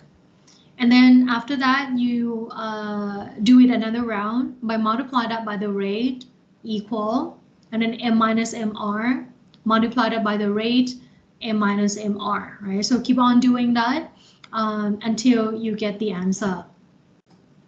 So let me starting out the calculation by clearing my calculator MCนะคะ, and then AC, right? MC and AC. So after I clear the calculator, right? After I clear the calculator, I take 1,500,000, and then I take this to the m plus. Okay, so cost, take it to the m plus. And then I'll multiply that by the rate of 40% or 0.4.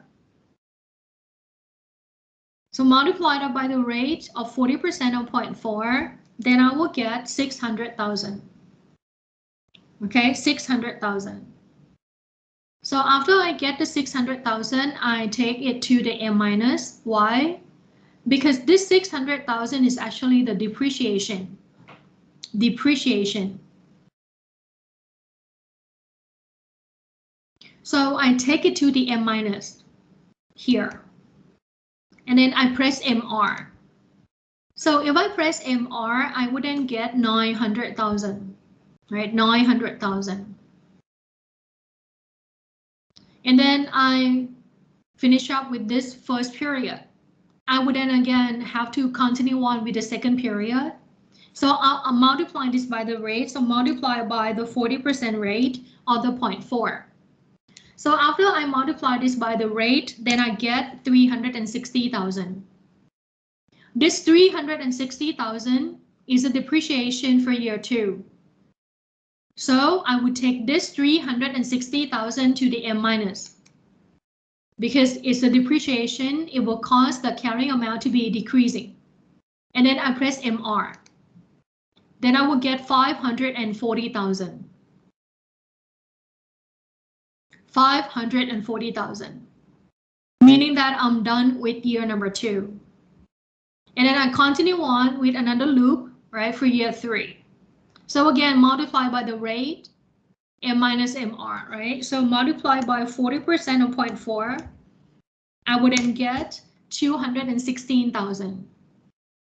So after I get the 216,000 depreciation for year 3, I would take this to the m minus because my carrying amount would then be lower. So take it to the m minus and then press MR, right? So over here, I have 324,324. Now, you would have to do the calculation for another loop, right? So multiplying this by the 40% rate, then you get 129,600. And then you again take it to the m minus, and then you press MR, right? So you're gonna get this 194,400. Once you get the 194,400, at that moment, you should realize that, oh, I do have problem now, right? Why would you have to realize that at this point you have problem? Because you know that you should have the remaining balance of at least 300,000, right? But now you get below the 300,000. So if you see something less than the 300,000, you should realize that you do have problem at that point on. Meaning that over here, in this case, you start having problem in year number 4. So if you start having problem, then you cannot use the same procedure, right, any longer. So you have to clear the calculator, right, and then redo the calculation for year number 4 and onwards, okay? So now, how do you do the calculation? You know that the maximum amount of depreciation is 1.2 million, and that is the depreciable amount. And then you have to minus 1,176,000, which is the amount that you have already charged before you have problem. Okay, So over here you have 24,000, which is the remaining amount of depreciation that you can still charge over the 2 remaining years. So what you're going to do is you're going to divide it up by 2 so that you can average out the amount of the 24,000 over the 2 remaining years. So for year number 4, you charge 12,000. Year number 5, you charge another 12,000. So if you do the calculation like that, right, now the problem of overcharging depreciation is solved, and the accumulated depreciation at the end is equal to the depreciable amount, which is correct. And the carrying amount would then be equal to 300,000, which is the same amount as the residual value. So now the problem is solved, and this would then be the depreciation expense under the DDB.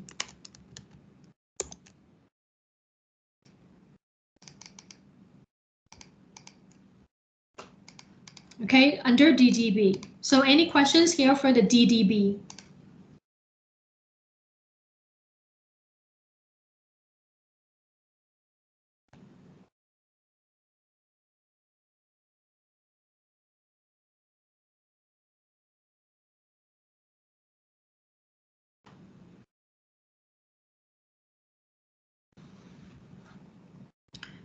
All right, so if you don't have any questions, hope that you have already finished up with the notes here already. So now let me move it up to the third method, which is sum of the year digits. Okay, sum of the year digits. This sum of the year digits is calculated by taking cost minus the residual value. Cost minus the residual value. So if you take cost minus residual value, what do you get?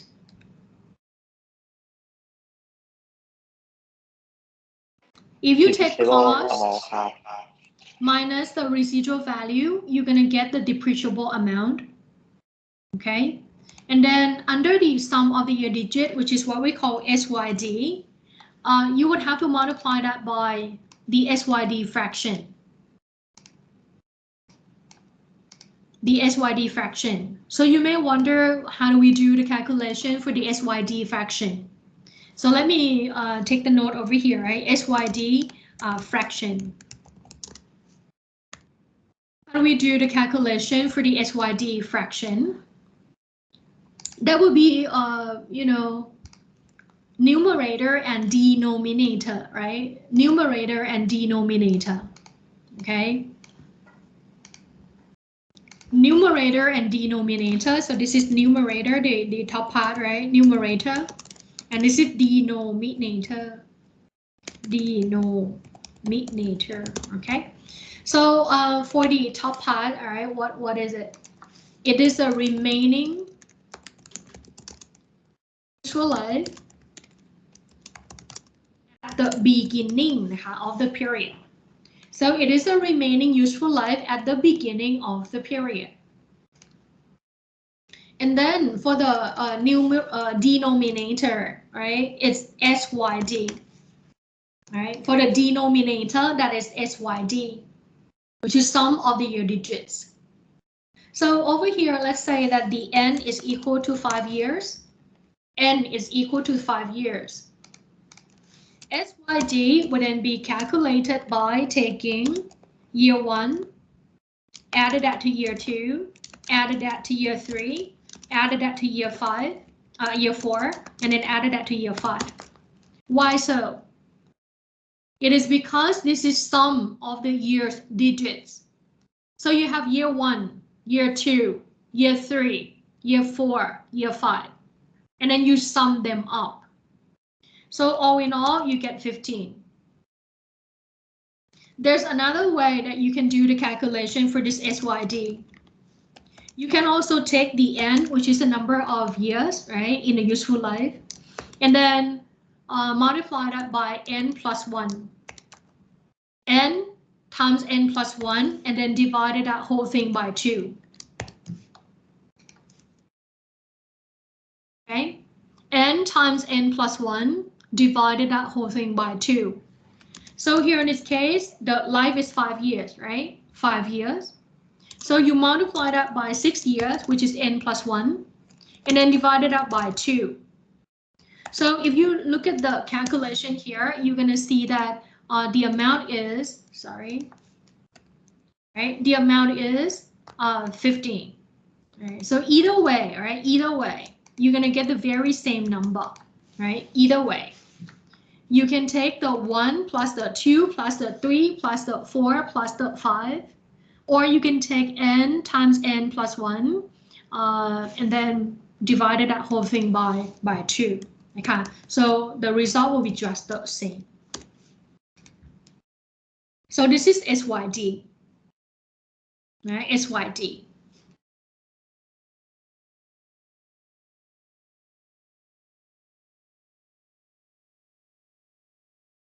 Actually, if I go to this, right, I have written this for you as well.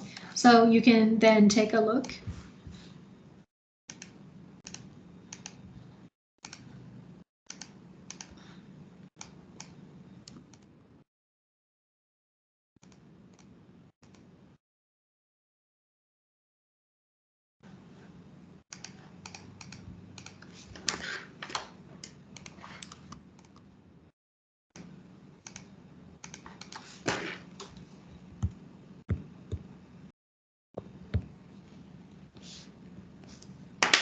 Okay, so you take the year digits, right? You take a year digit, you take year 1, added that to year 2, right? Added that to year 3, added that to year 4, added that to year 5.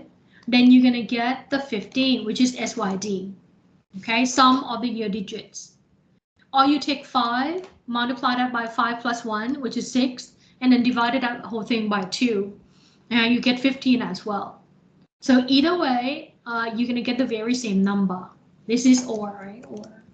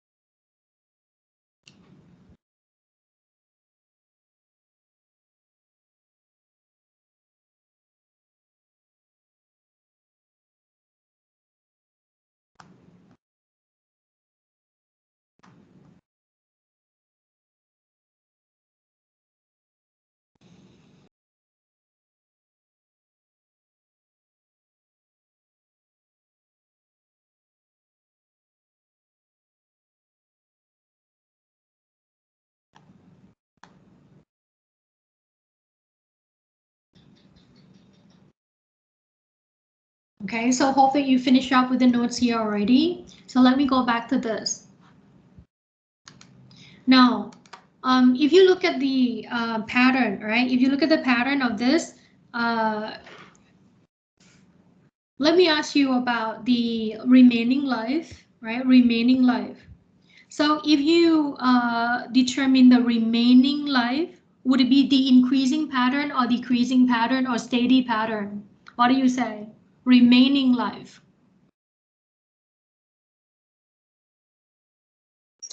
Decreasing half. So it's going to be decreasing pattern, just like that, all right? So that's why if you do the calculation with these formulas, then you're going to see the decreasing pattern like that. Okay, but it's a different declining pattern. Okay, so this is declining pattern at a constant rate of decline, constant, which is different, right, from that of the previous ones, right? So this is the declining pattern with the accelerated rate of decline. It's decline really fast, right? So it's decline really fast, but here it's a steady decline. See that? So it's going to be a downward, right, slope, you know, like that. Okay, so it's a steady pattern of a steady rate of decline.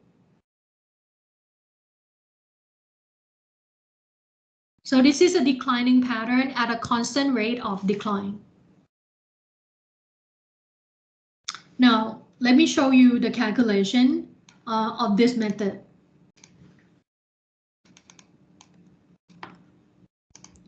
The ones that you have seen in this parenthesis it is actually the depreciable amount, which is 1.2 million. So this is 1.2 million. Okay. You can also write down as 1.2 million. There's no problem. Okay. And over here you have 5 years remaining in life, right? 5 years remaining, 4 years remaining. See that? Okay, 3 years remaining, 2 years remaining, and then 1 year remaining.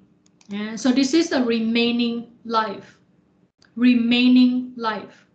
Okay, so for the remaining life, again, you're gonna see this pattern, remaining life. So it's gonna be declining like that, right? Remaining life. 5, 4, 3, 2, 1. Declining. Okay, and over here for the 15. What is this 15? Okay, so let me just use this color. So what is this 15? The 15 over here, right? The 15 over here, right? 15. Yeah, the 15 over here, 15. The 15 over here is actually sum of the year's digits. Yeah, so this is SYD. Yeah, so it's 15 here. Yeah, 15. Okay. So hopefully now you can see the pattern of calculation. Yeah, you take the depreciable amount, right, and then multiply that by the fraction, which is the remaining life at the beginning, and then divided that by the SYD. So if you do the calculation, this is what you're gonna get.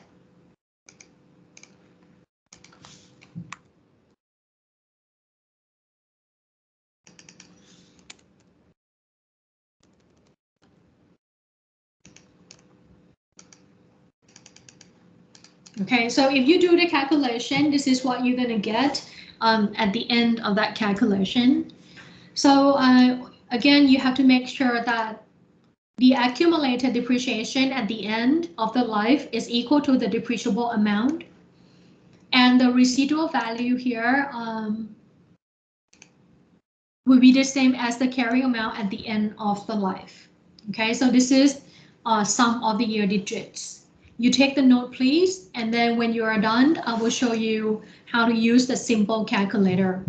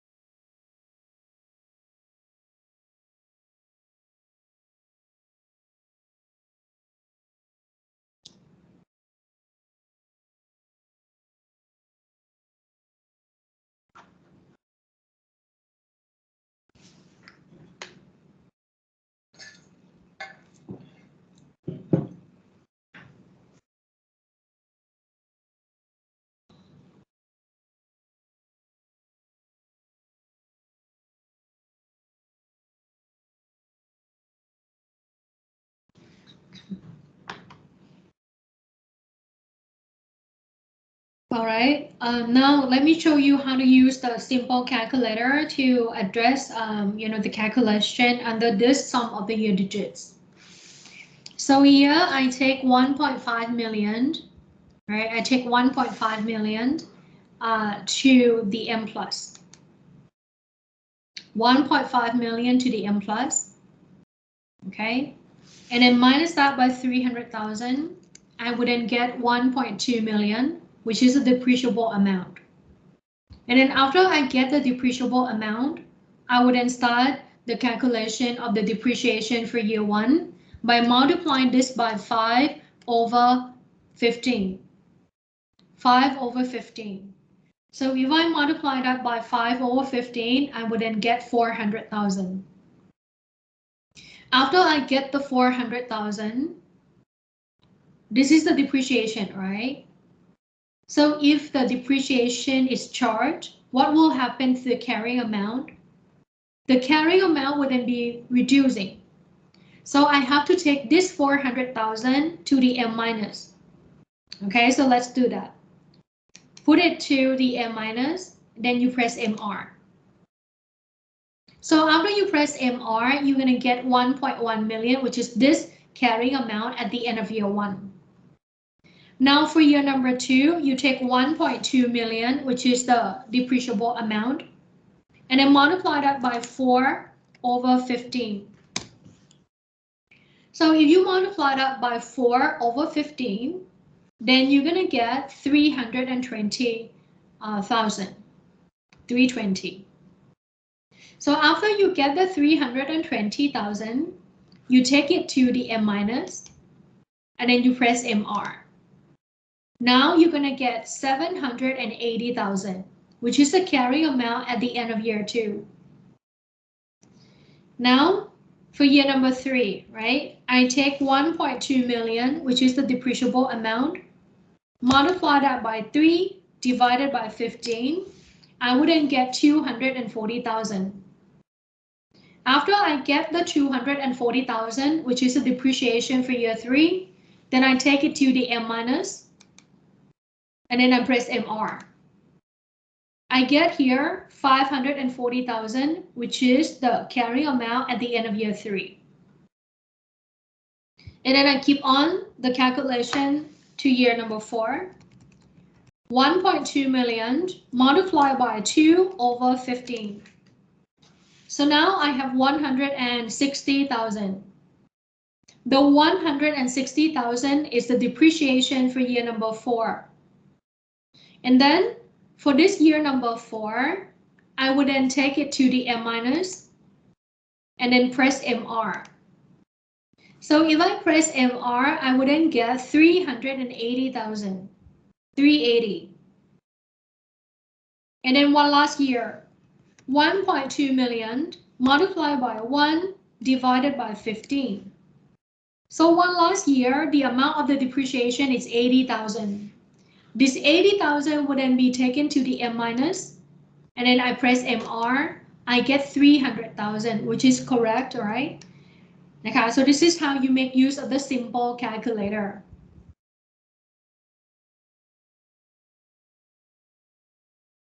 So do you have any questions on this method number 3?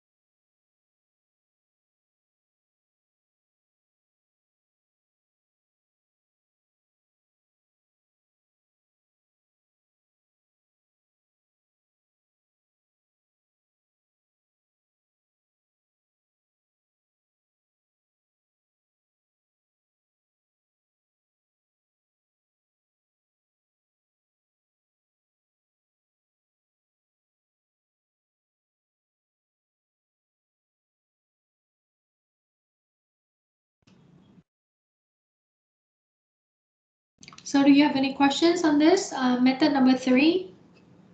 Have you finished up with the notes? Yes.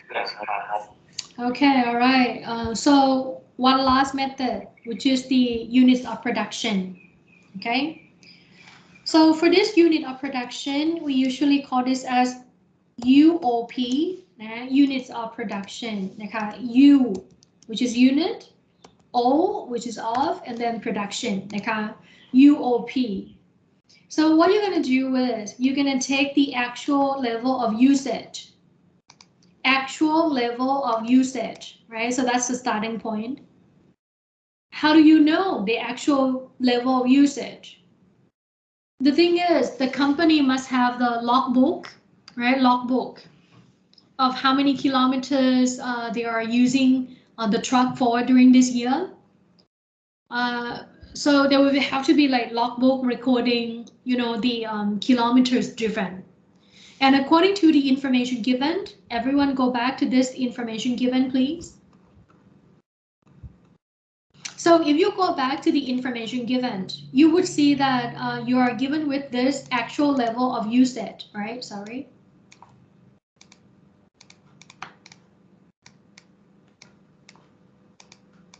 Okay.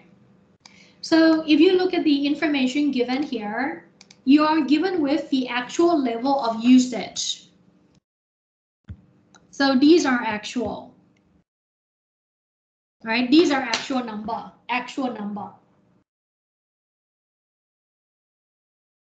Right, actual number. So it's actual number of kilometers driven. In year 1 is 70,000, year 2 65,000, year 3 52,000, year 4 48,000, and then year 5 40,000.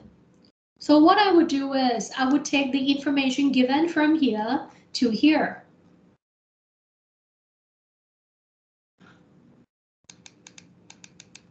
Okay, so this is the information given, right? Information given.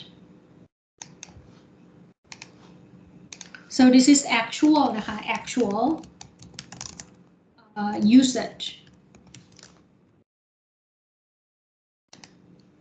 Okay, so this is actual level of usage, actual usage.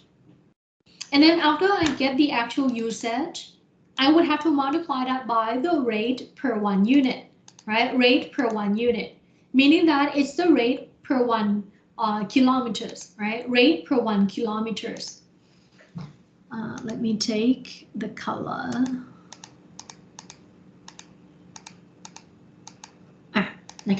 So it's the rate per 1 kilometer, rate per 1 kilometer. So you may wonder, how do we do the calculation for the rate per 1 kilometer? Let's do the calculation together here. You take the cost, right, which is 1.5 million, and then you minus that by the residual value. Now you have to put in the parentheses here. And then you divide it up by the 275,000 kilometers. So if you do the calculation, you're gonna get this number, right? So it's 4.3636 and then never ending digits, okay? So that is the rate per 1 unit. You have to charge the depreciation for 4.36363636 baht per kilometer driven, right? So that's rate per unit. So now, how do I take the rate per unit to here? I would then take the rate per unit to here, right? Rate per unit. It's never ending digits, right? Never ending digits. And then I will multiply the two together, right? Multiply the two together, right? So this is the depreciation rate per unit. Now depreciation rate per unit. So it's the, let's say, depreciation rate per unit. So it's 1 per kilometer, let's say, like a depreciation rate per unit.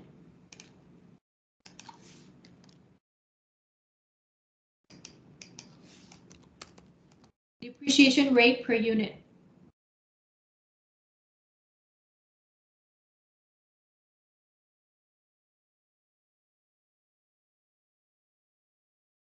Okay, so this is the rate per unit that you have to do the calculation, and then you take that rate into this calculation.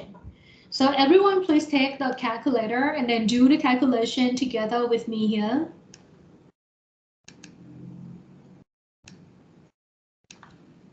Clear the memory, all right? MCนะคะ, and then AC.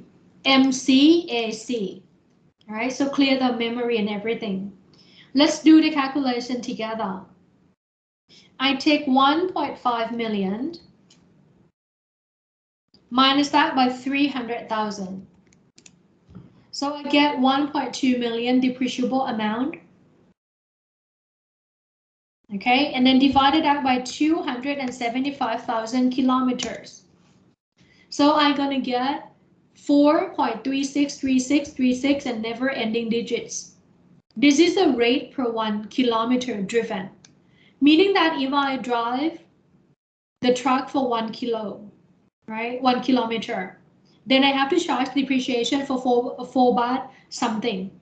Okay, so how do I do the calculation with this never ending digits?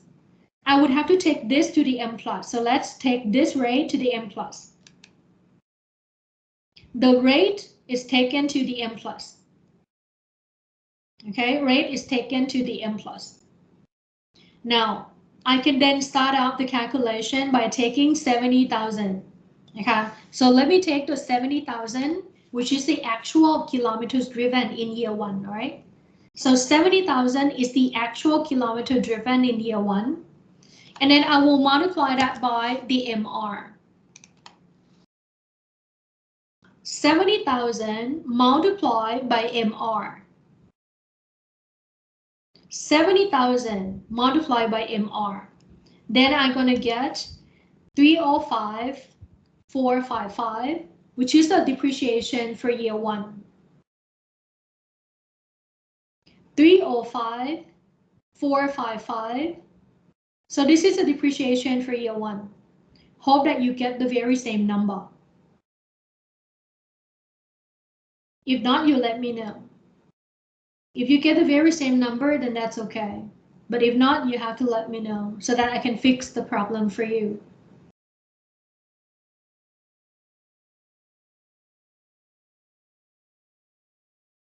And then for year number 2, you do the very same calculation, but this time the number of kilometer is only 65,000. So you take 65,000 to the calculator, right? 65,000, and then multiply that by the MR. So once you press MR, then you're going to get the rate back. After you get the rate back, right, from that MR, you then press equal. So in year number 2, right, in year number 2, the depreciation is 283,636. So this is year 2. Now for year number 3, according to the information given, the actual level of usage is 52,000. So I have to take the 52,000, all right, and then multiply that by the MR. So if I multiply that by MR, then depreciation for year number 3 would then be 226,909. 226,909. And then moving along to year number 4, the actual level of usage is 48,000. I put in the 48,000 and then multiply that by the MR, which is the rate, right? And then I get the answer. Depreciation for year number 4 would then be 209,455. 209,455. One last year, all right? One last year. The company has been using the asset for 40,000 kilometers. So you take the 40,000 kilometers and then multiply that by the MR. You will then get the correct amount, which is 174,545. 174,545. So this is how you make use of the simple calculator in this calculation.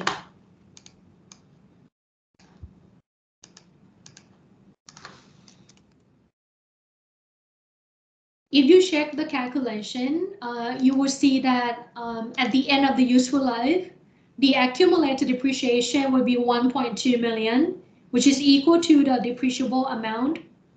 And the carrying amount at the end of the life is equal to the residual value. So you don't have any problems. Now, in terms of the pattern is actually fluctuated, right? So there's no fixed pattern.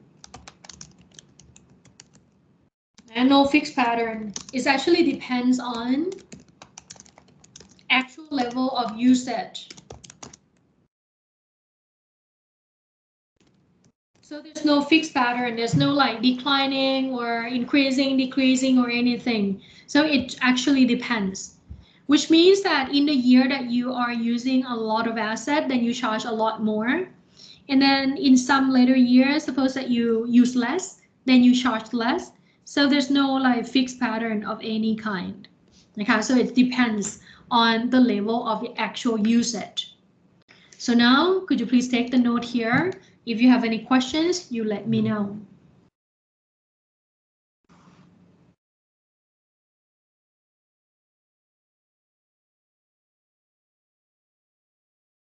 This is the method number 4, which is called unit of production. Okay?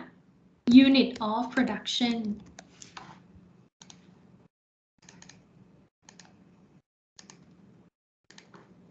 Okay, units of production.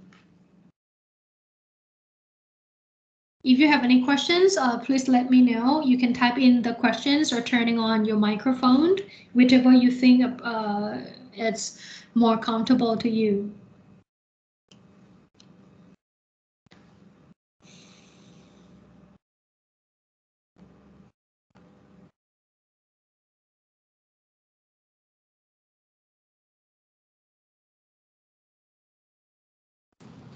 อาจารย์ถ้ามันไม่ใช่รถแต่ว่าเป็นคอมพิวเตอร์จะหักยูนิตยังไงอะคะ So it has to be the asset that you can measure the level of usage. If you cannot measure the level of usage, then you cannot use this method. Like for example, for the computer, if you really want to use it, maybe you use like hours, number of hours, right? Like for example, if you have like overhead projector, usually overhead projector, the useful life is estimated in terms of number of hours, like machine hours, usage hours, or something like that. But it has to be the way that you can measure the level of usage. If you cannot measure the level of usage, then this method is not applicable.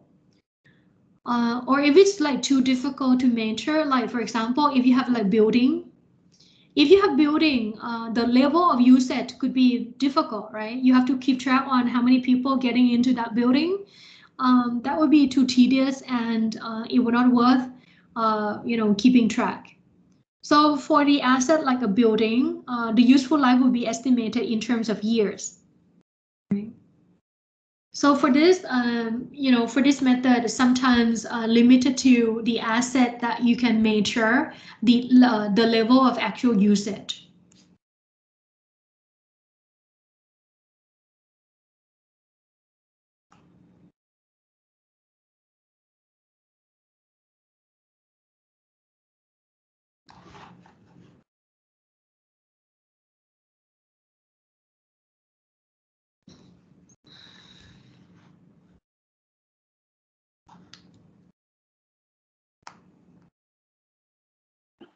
Which method usually applied the most when doing financial statement, ครับอาจารย์ The most popular ones would be the straight line because it's the most simple, it's the simplest one.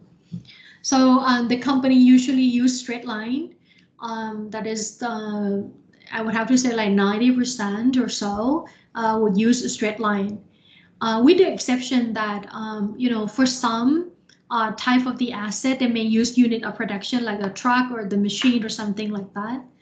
And if you have like computer equipment, usually that high-tech type of asset would be depreciated using double declining balance.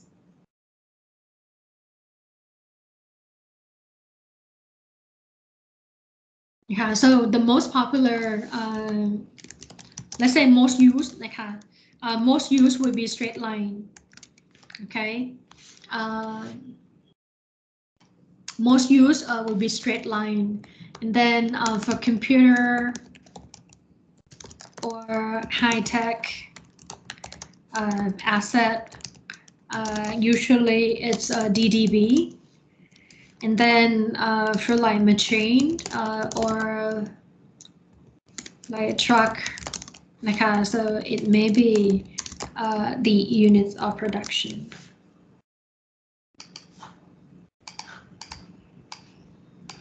This is my observation.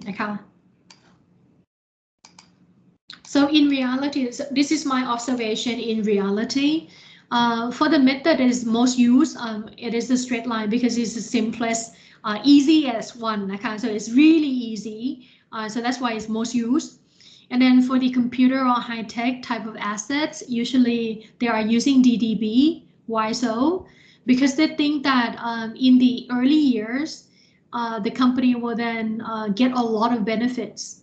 And then the life is so short, right? And then in the later years, the benefits would be less and less. Okay, so that is for computer or high-tech type of assets.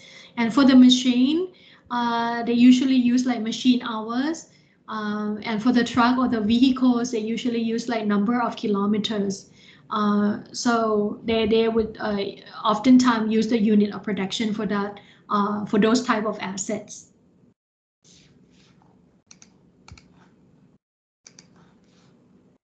Yeah, very good question.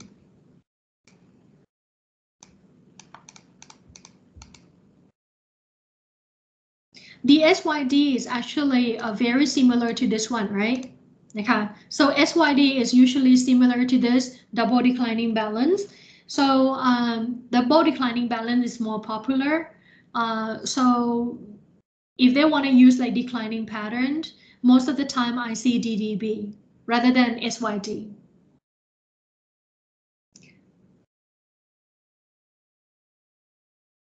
So you can say or SYD, but this is much more popular. So this is much more popular. So for the high-tech, right, high-tech type of asset, they usually use like declining pattern, but the SYD is not that popular compared to the DDB.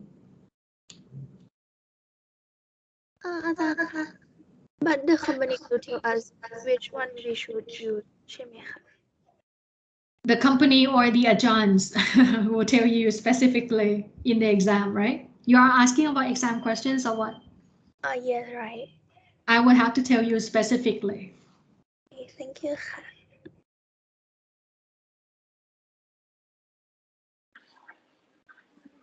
straight line เยอะๆนะครับอาจารย์ we love straight line. Straight line is actually, I have already tested you the straight line in the midterm exam. To be honest, right?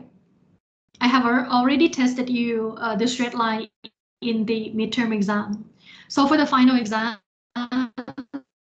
I think more weights would be putting into the DDB, SYD, and UOP. ถูกไหมคะ?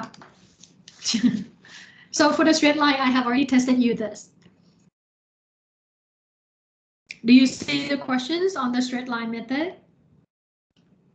in the midterm exam? So I have already tested you this. So final exam put more focus on the DDB, SYD, and UOP.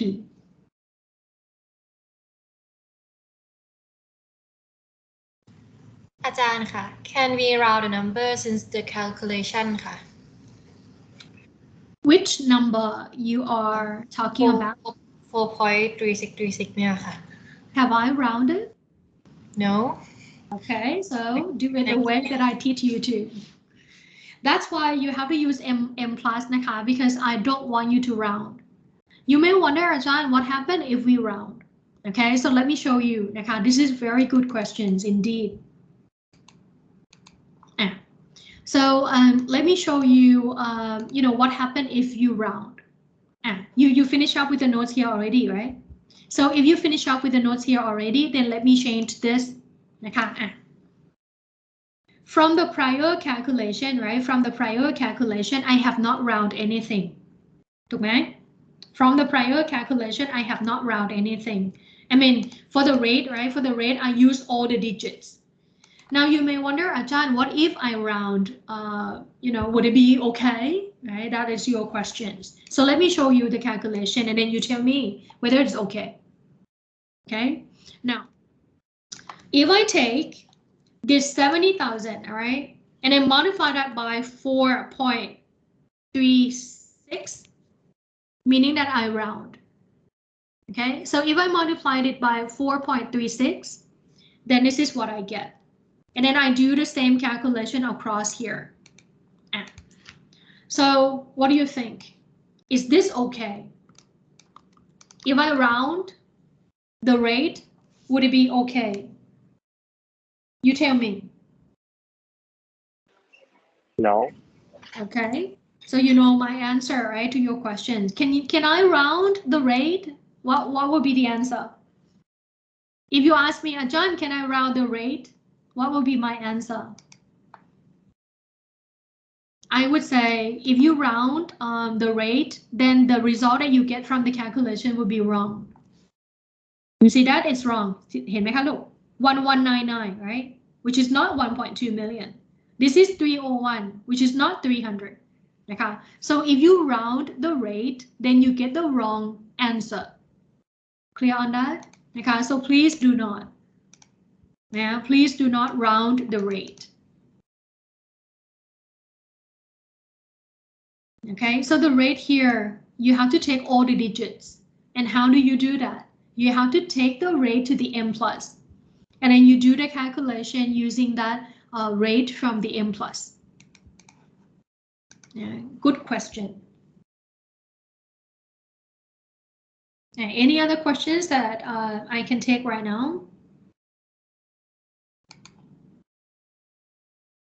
Okay, if not, then one last thing.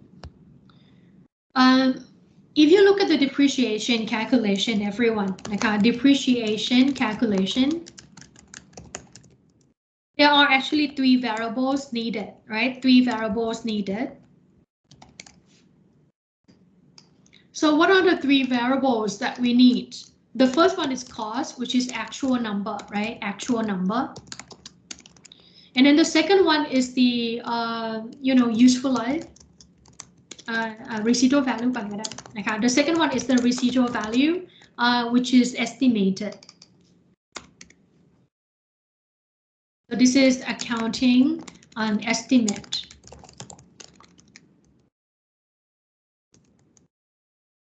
Okay, and then the last one is the useful life. Maybe the useful life is in terms of units or in terms of the years, right? Whatever the case is. This is also the accounting estimates, okay? So these are the 3 variables that we need in the calculation of the depreciation.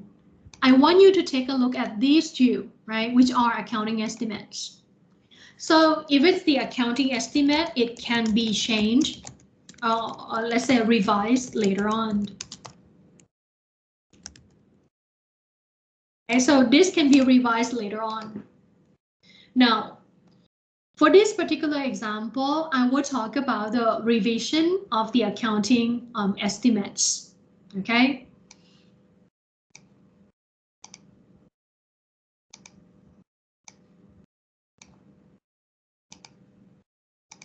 All right. Now, let's take a look at the information. I acquired the equipment on Jan the 1st of year 1, and the cost is 1.25 million. The residual value is 250,000. The useful life is for 5 years. and the depreciation method is straight line. The company has been using the asset for 2 years, right? And then decided to change the estimate, right? So after 2 years of use, right? After 2 years of use, then there's change in the accounting estimate.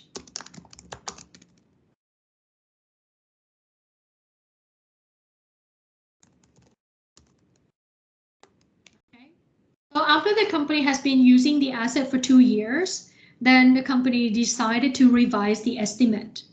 So over here, right, if you look at the residual value, it is revised, right, from 250,000 to 100,000 only, right? So they reduce the residual value. And not only that, they also extend, right, the life of the asset from 5 years to 8 years total. Now from 5 years to 8 years total. So they revise the useful life and also revise the residual value as well.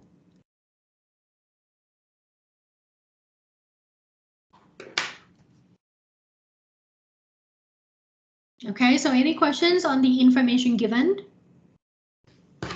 How do we know that it's after 2 years of use? After 2 years of use, everyone look at this. This is Jan the 1st of year 1, right? Jan the 1st of year 1. Jan 1st year 1, right? And this is Jan the 1st of year 3, right? Jan the 1st of year 3. Meaning that the company has been using the asset for 2 years and then decided to change the estimate. And we have 2 years. You see the 2 years.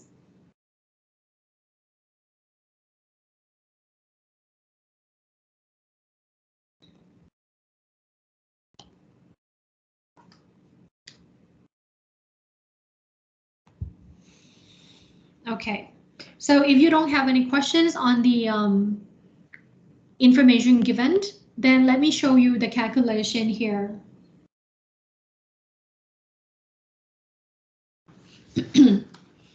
So the company has been using the asset for 2 years, right? 2 years. Okay, so the company has been using the asset for 2 years before the change. And then there will be 6 years remaining after the change, right? So 6 years remaining. Why it is 6 years remaining? Because altogether is 8 years total, right? So altogether is 8 years total, but the company has been using the asset already for 2 years. So there will be only 6 years remaining that you have to recalculate the depreciation. So now let's do the calculation here together.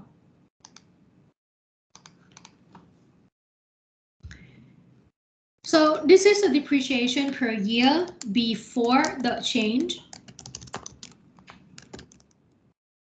Okay, the cost is 1.25 million and the residual value is 250,000. What I would need to do is I need to put this in the parentheses, right? And then after that, I have to divide it up by 5 years. Divide it now by 5 years. So this is a typo, typo. So it has to be divided. So could you please change it for me? Typo. So fix that for me, please. It's a typo. Okay, so it has to be divided. So over here it's going to be 200,000 per year. 200,000 per year. And how long have you been using the asset for before the change? It will be 2 years, right, of use, 2 years of use. So over here you take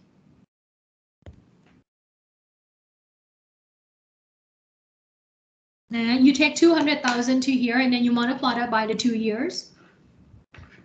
After you get the accumulated depreciation, which is accumulated depreciation, which is 200,000 multiplied by 2 years. So the accumulated depreciation would then be 400,000. After you get the 400,000 here, right? You take it to here.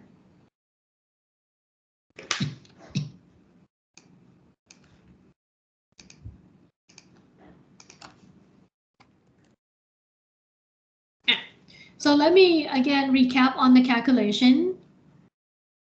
You have to first determine the depreciation per year before the change by taking the cost, which is 1.25 million, and then minus that by the residual value, which is 250,000.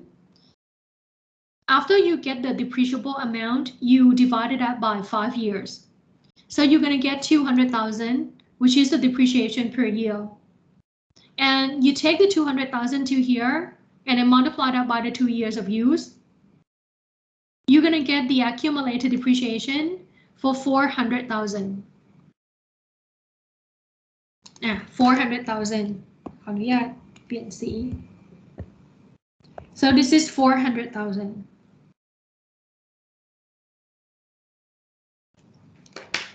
Yeah, 400,000.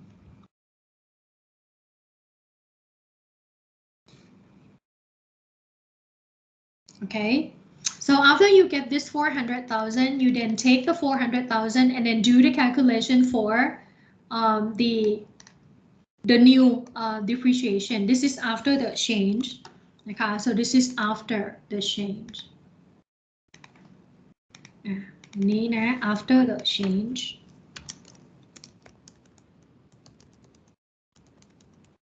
Okay, so what you're going to do is, you're going to take this 850,000, 850 to here. You take the 850 to here as if you have the new cost, and then you minus that by the revised residual value, and then divided that whole thing by 6. So why it is 6? Again, this is typo นะคะ แก้ให้หน่อยนะคะ Yeah, this is typo นะ So why would you divide this by 6? This is the 6 remaining years. So you have 6 remaining years after the change, so you have to divide this by 6. So over here you have 125,000, which is a new depreciation after the change. So now could you please take the note. If you don't understand any part of this calculation, you let me know.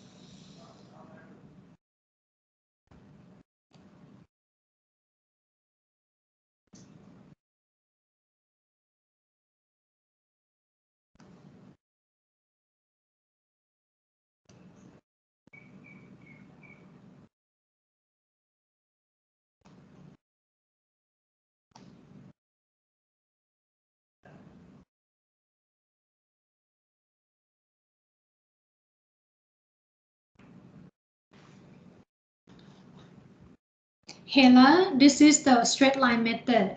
According to the information given, it's the straight line method. Okay, so according to the information given, the company is using a straight line. Okay? You see that? This is straight line, this is straight line.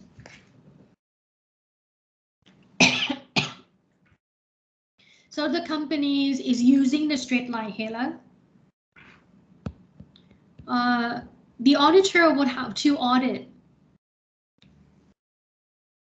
The auditor will have to audit all these numbers, right? And then see whether it's within the reasonable range. So the auditor must be informed.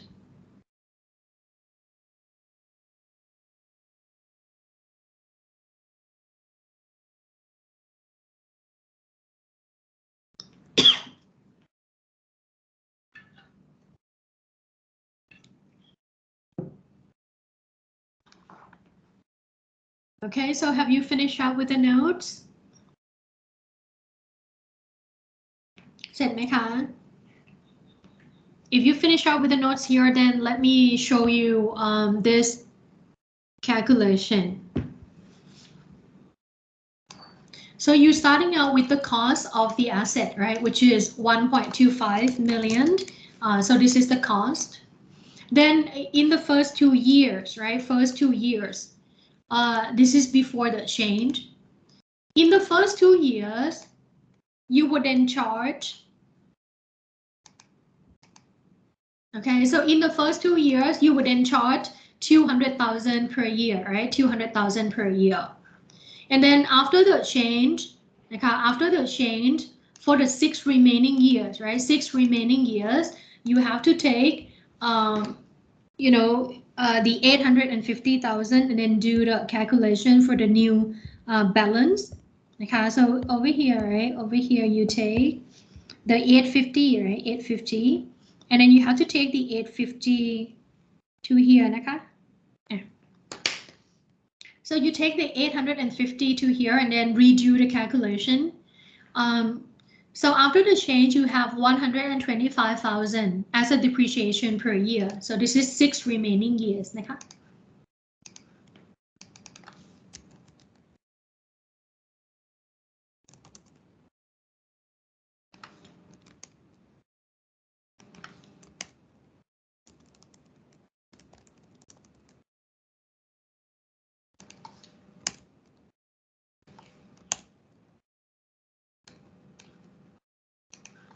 And this is okay, before, right, the change.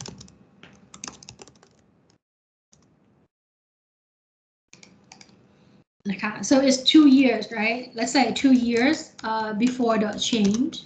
Okay, and this is let's say 6 remaining year after the change.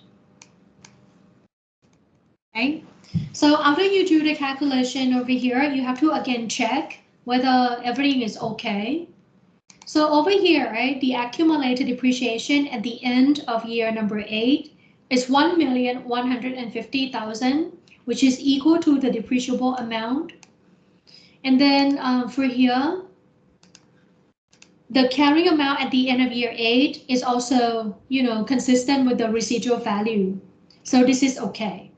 Okay, so we are done with this calculation of the depreciation in the case that we revise the accounting estimates. Okay, so you take the note here, please. And then I have homework for you.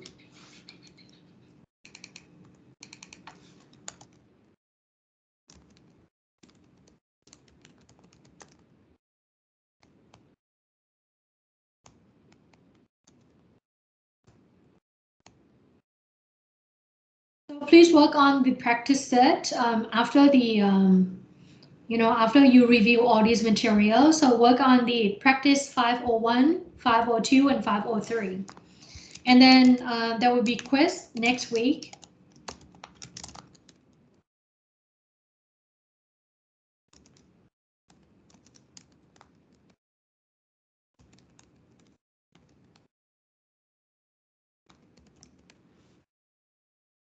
So next week, there will be the quiz on the depreciation calculation.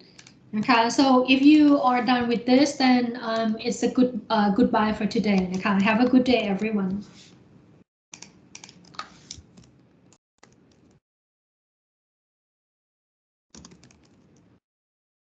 That will be all for today. Okay, have a good day. Thank you for